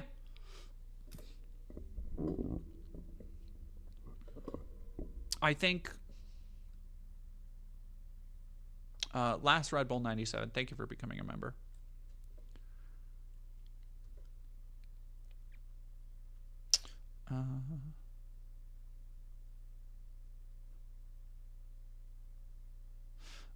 Dale Wilson, last time I sought help, someone called me an F-slur and told me to kill myself and then banned me from their Discord server. I decided to rage quit life and play video and porn. Thoughts? I do work from home. Working from home might I don't know. I work from home. Working from home is not easy. I'm going to be so for real. I am not the most social person in the world. I can be. I'm not antisocial. But I value my space. I value my privacy. I am honestly okay, like, going about my routines day to day. And I do get out. Like, I think there are certain things where you have to, get yourself out of the house sometimes. I go on 3-mile runs like 2-3 times a week. And that is such a healing thing for me. I think there is another reason. This is a reason why so many people, when you listen to like Jordan Peterson, just has all this incredibly like, just if that's your first exposure to philosophy, I understand for young men that can sound so fucking profound, all these Jungian symbolic imagery bullshit. But I think more than that, the reason it resonates with a very specific subset is that they feel it is the first time that they are getting actual instruction in some direction, fucking any direction, right? And I think it is hard to find your own direction, especially in this world. This goes into what I was talking about with the nostalgia essay I did. When you are constantly, and this is another thing that I think people need to fucking talk more about and engage with more, is that we are all, it doesn't matter if you're a woman or a man or however you identify, we are all pulled in so many different fucking directions. From how we feel about family, from how we feel about what we should be aspiring to, what we've actually accomplished in life, how we're limited by that, by what we're born into. And then, of course, there's the structures of society of are you masculine enough? Are you feminine enough? Like, are you doing these roles properly? The shit that, you know, Silent Hill F is all about. It's never going to get better. I'm stuck like this until the day I die, but I have cope, lots and lots of cope. See, Dale Wilson? That's that bullshit. That's that bullshit. And I want to be so fucking for real. You got to kick your own ass. Dale Wilson, like no troll, I have over 500 Steam games, 100 Switch games, and 300 games from other launchers. It actually kind of fucks me up. I have like 1,000 games between like Xbox and PlayStation. I just kind of went in and looked at the numbers, and I was like, fuck, that's a lot. And there's no way to ever play all of those, right? Another thing I would say, I've been listening to, I've been doing research for the video essay I'm doing on Destiny. That piece of shit. Sex, Pestiny, Epstiny. And the unfortunate part of that is that not only do I have to listen to a lot of Destiny talking, but I also have to listen to a lot of the people he's debating talking. And so I have to listen to like a lot of Sneeko and Nick Fuentes, and it's just a fucking... Bleh. But, God, where was I going with that? I was bringing up Sneeko for a fucking reason. Oh, yeah. Sneeko is a great example of somebody that you can use... You can look at and be like, this motherfucker has never read a book. Like, I would genuinely like to know, what was the last real book he read? And I think more people need to do that. Like, there are so many things you can learn, not just about the world, but about yourself. And I'm not talking about, you know, picking up some book talk, fucking top 100 young adult, Court of Thorns and Roses, like sexy fantasy bullshit. I'm talking about actual books. Go look up some classics of literature. Go learn about different times and different literature trends from the 18 through the 1900s. Educate yourself on the state of the world. Because again, while we are pulled in all of these different directions, and I've talked about this before, there is a vast breadth of artistic expression out there that will speak to you, that can help you. Because anything you're going through has been gone through before. And I guarantee some miserable fucking writer from the 1900s talked about it.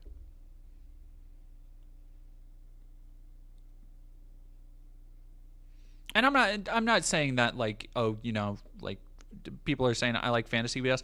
I like fantasy BS too. I read some Warhammer books this year. Like, I'm not saying you can't read that shit. I'm not saying like, you know, don't read that stuff, because you do need balance.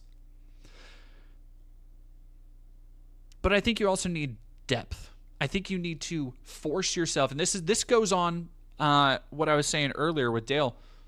You got to kick your own ass sometimes. You do. And that means sometimes going outside of your fucking comfort zone.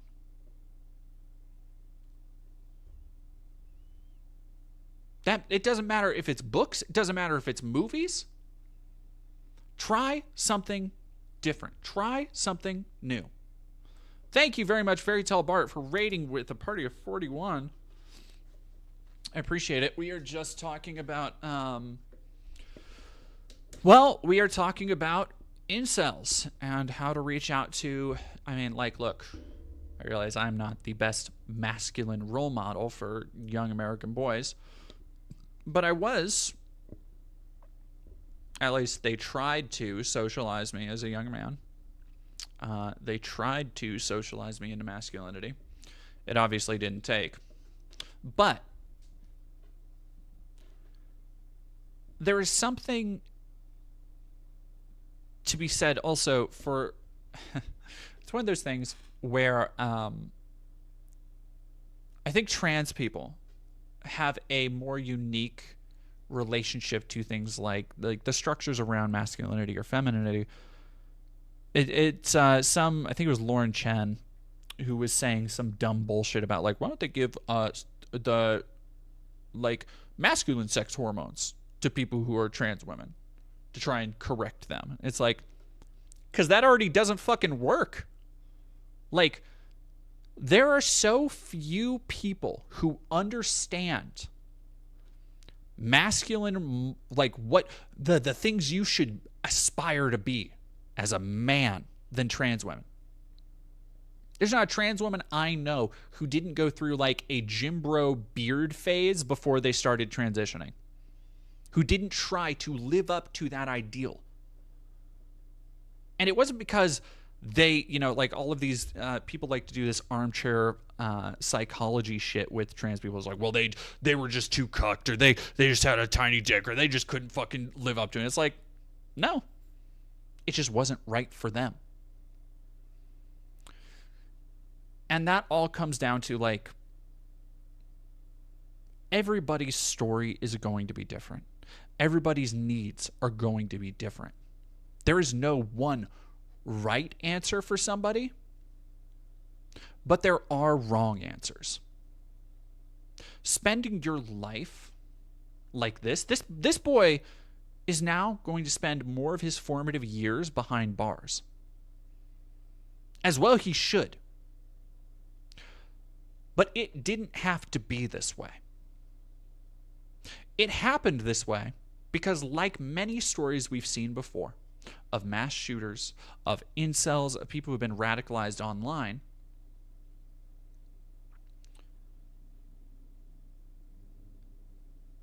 there's nobody who's been raised by the internet who had attentive, caring parents who were always there. There's nobody who was raised by the internet who their parents had a loving, pure, trusting relationship with them. You can listen to the way, again, this is another fucking video I did with Synth, or the one video I did with Synth, where he talks about his resentment towards his parents because he feels he has at least the cognizance, the reflection to understand that he was raised by the internet, that his parents kind of foisted off a lot of that responsibility to keep him entertained, and in turn he did not get the socialization he needed. And now look at that motherfucker. Now look at that fucking loser. But it didn't have to be that way, and it doesn't need to always be parents. I want to go back to what somebody said earlier about that instinct to try and mentor people who might need it. One of the things I think about a lot was from my documentary on de-radicalizing white nationalists and Nazis, where one of the interviewees, one of the people I interviewed, they told a story about how their key to really getting out of the movement was starting to talk to an older black coworker of theirs who they explained everything to one day, and who eventually they formed this really close bond, and the older man mentored him and essentially brought him into his family. You never know what reaching out can do for somebody else, or who might need it, how it can impact and change the world, how it can impact and change their lives, and then how positively their changed life can go on to impact others.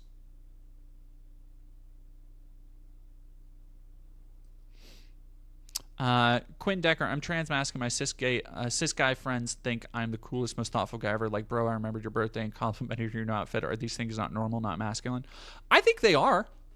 Like, and again, there's this idea of masculinity that I think is so, it's fantasy, but it's aspirational to such a large part of specifically American youth, and it shouldn't be. Like it's one of the things I really loved about The new Superman movie. It's like yeah, it was cheesy. Yeah, it's mostly a corporate fucking product, but the line where Superman, this fucking Superman, said, what did he say? He said something to the effect of like, maybe being kind is the real punk rock, and I'm like, that's fucking bars, okay? That is something. I think the brilliance of James Gunn's writing in that movie is understanding that Superman, much like Spider-Man, much like all these other characters, to the kids who grow up reading comics, to the kids who grow up watching these movies, that is foundational, that can be foundational to their understanding of the world and what they should aspire to, right? And you can debate the merit of that, of whether you should be, foisting that kind of responsibility onto fictional fucking characters. And like there's a lot to talk about there, but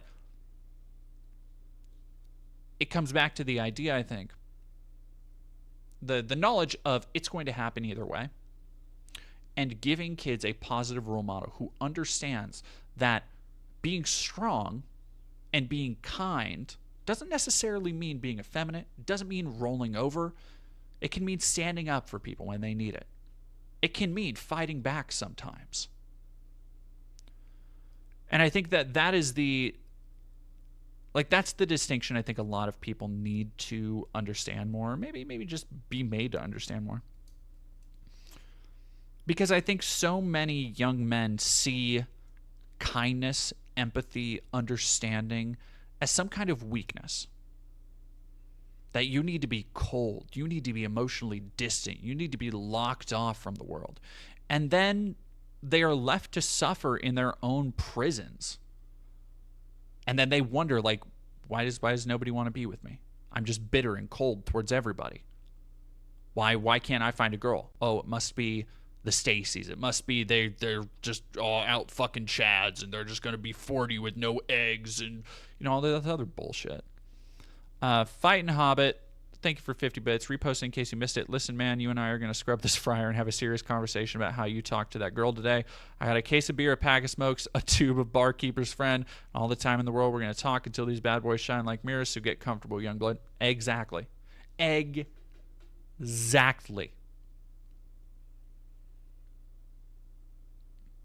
Like, you have no idea. Especially, and if you are, and I know I have people in my audience who are that I don't want to say stereotype, but are, because it's not really a stereotype, but a masculine man, masculine cis men who want genuinely to be allies, to be nice, to care and interact with other people.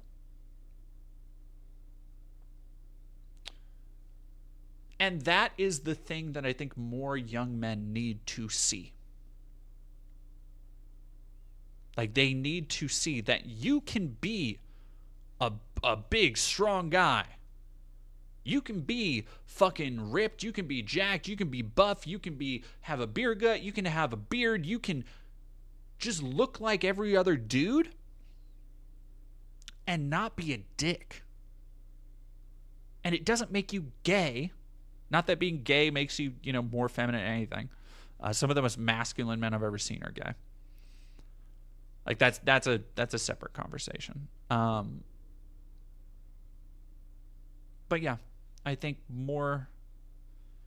If I would hope to leave people with one message after all this, it is.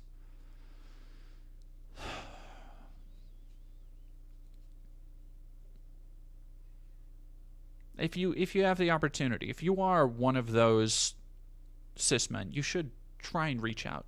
If you think there is somebody who needs that help, needs that guidance, don't let that opportunity go by. Don't.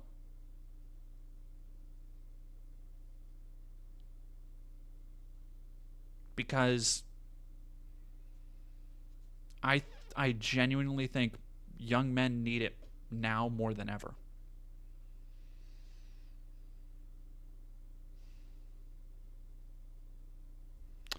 Alrighty, chat. I have to go pick up my La Boo Boo from work.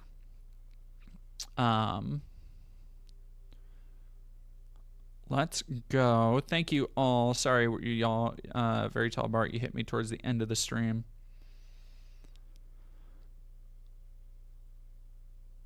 Let's go raid. Oh, perfect. We can go raid Verboat Jack.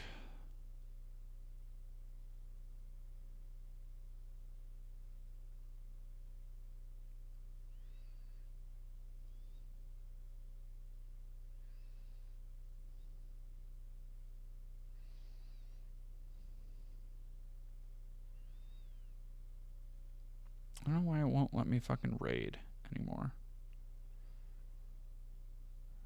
Start raid. Already have a raid in progress. Why won't it just let me press the button? Like, whatever. Alrighty, chat. Can I not? No.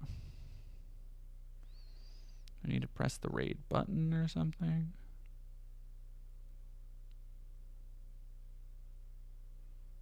Go.